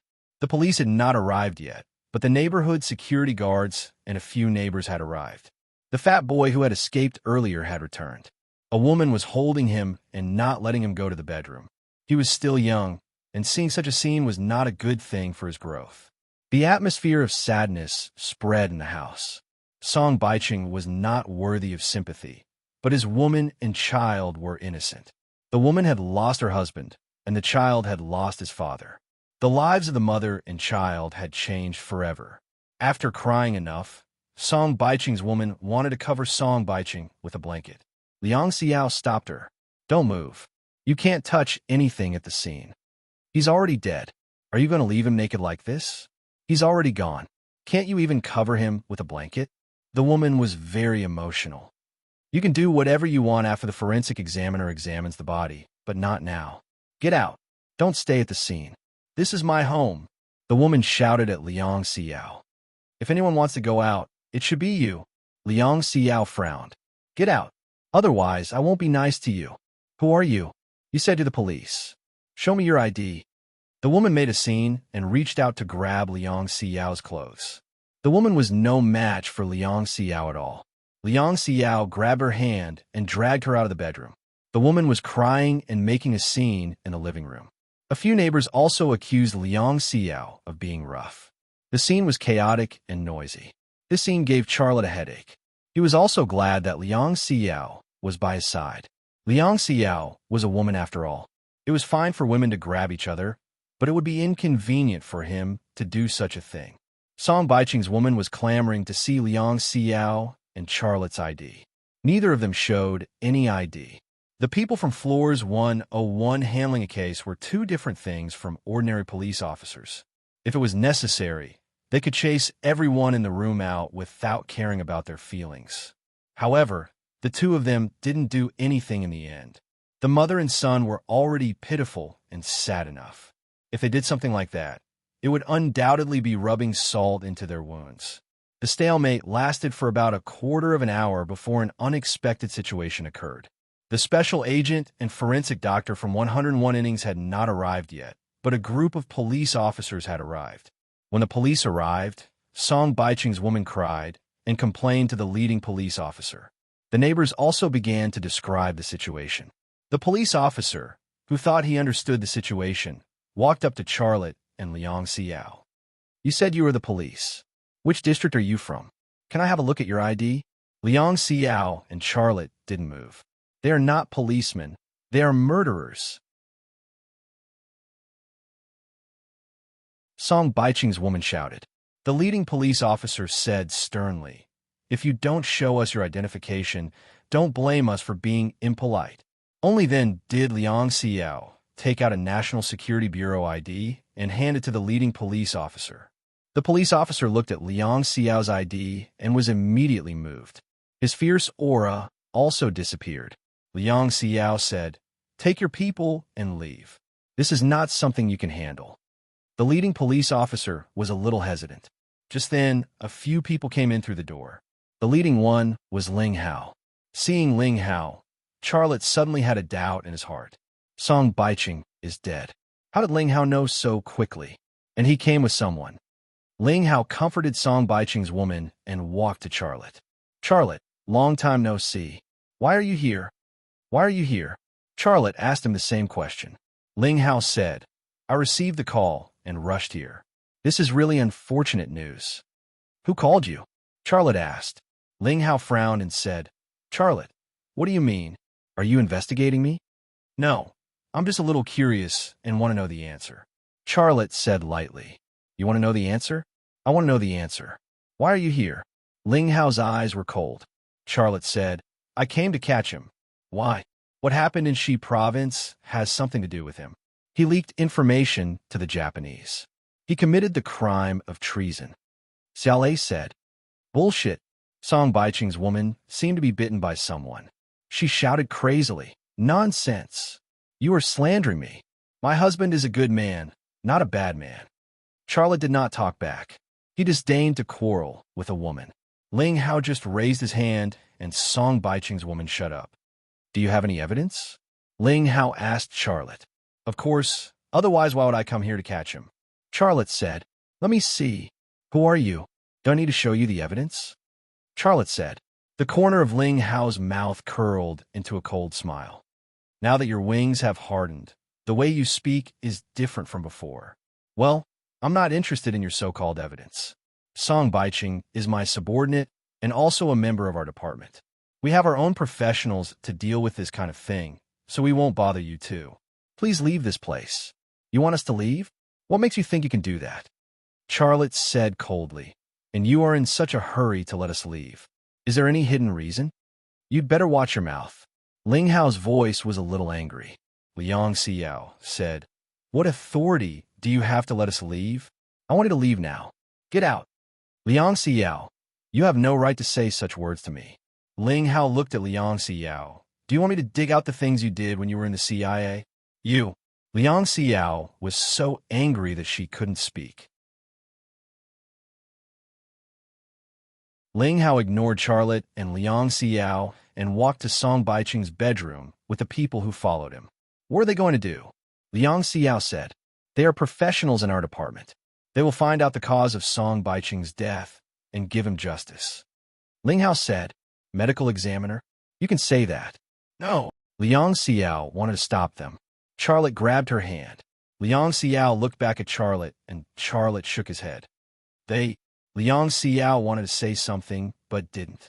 Xiaolei pulled her to a corner of the living room and whispered in her ear, Song Baiqing and Ling have been transferred to Yu Shana's department, and they've become people with military positions. It's an independent system. They have their own investigation agency and even their own court. They really have the right to investigate this matter. They are embezzling. Liang Xiao looked angry, but her voice was very low. Anyone with eyes can see that. Are we just going to let it go? Liang Xiao looked very unwilling. Charlotte said, Song Baiqing is dead. No matter what evidence they have, it's useless. If you fight them head-on, you will suffer.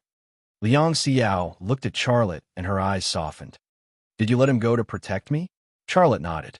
Based on his experience, Song Baiqing's death meant the end of the incident in Shi province. No one would make a big deal out of this matter, and there would be no thorough investigation. The murderer would get away with it, and Ling Hao and Yu Shanhe would not be implicated. Liang Xiao was a woman who jumped ship from the CIA to Innings 101. If she insisted on investigating, she would really become cannon fodder. And even if she paid all the price she could, all she could get was a meaningless result. It would not change anything at all. Leave this matter to CEO Shi. You don't have to interfere anymore, Charlotte said. Liang Xiao responded softly and then said, The murderer is getting away with it, and the people who betrayed you are getting away with it. I really don't want to accept this. It's not fair. Xiaolei said, There is no such thing as fairness in this world. I didn't expect to bring down people like Ling Hao and Yu Shanhe with Song Baiqing's death. However, this matter will not end here. One day, I will make them pay, but for now, this is all I can do. A man who does not take revenge is not a gentleman.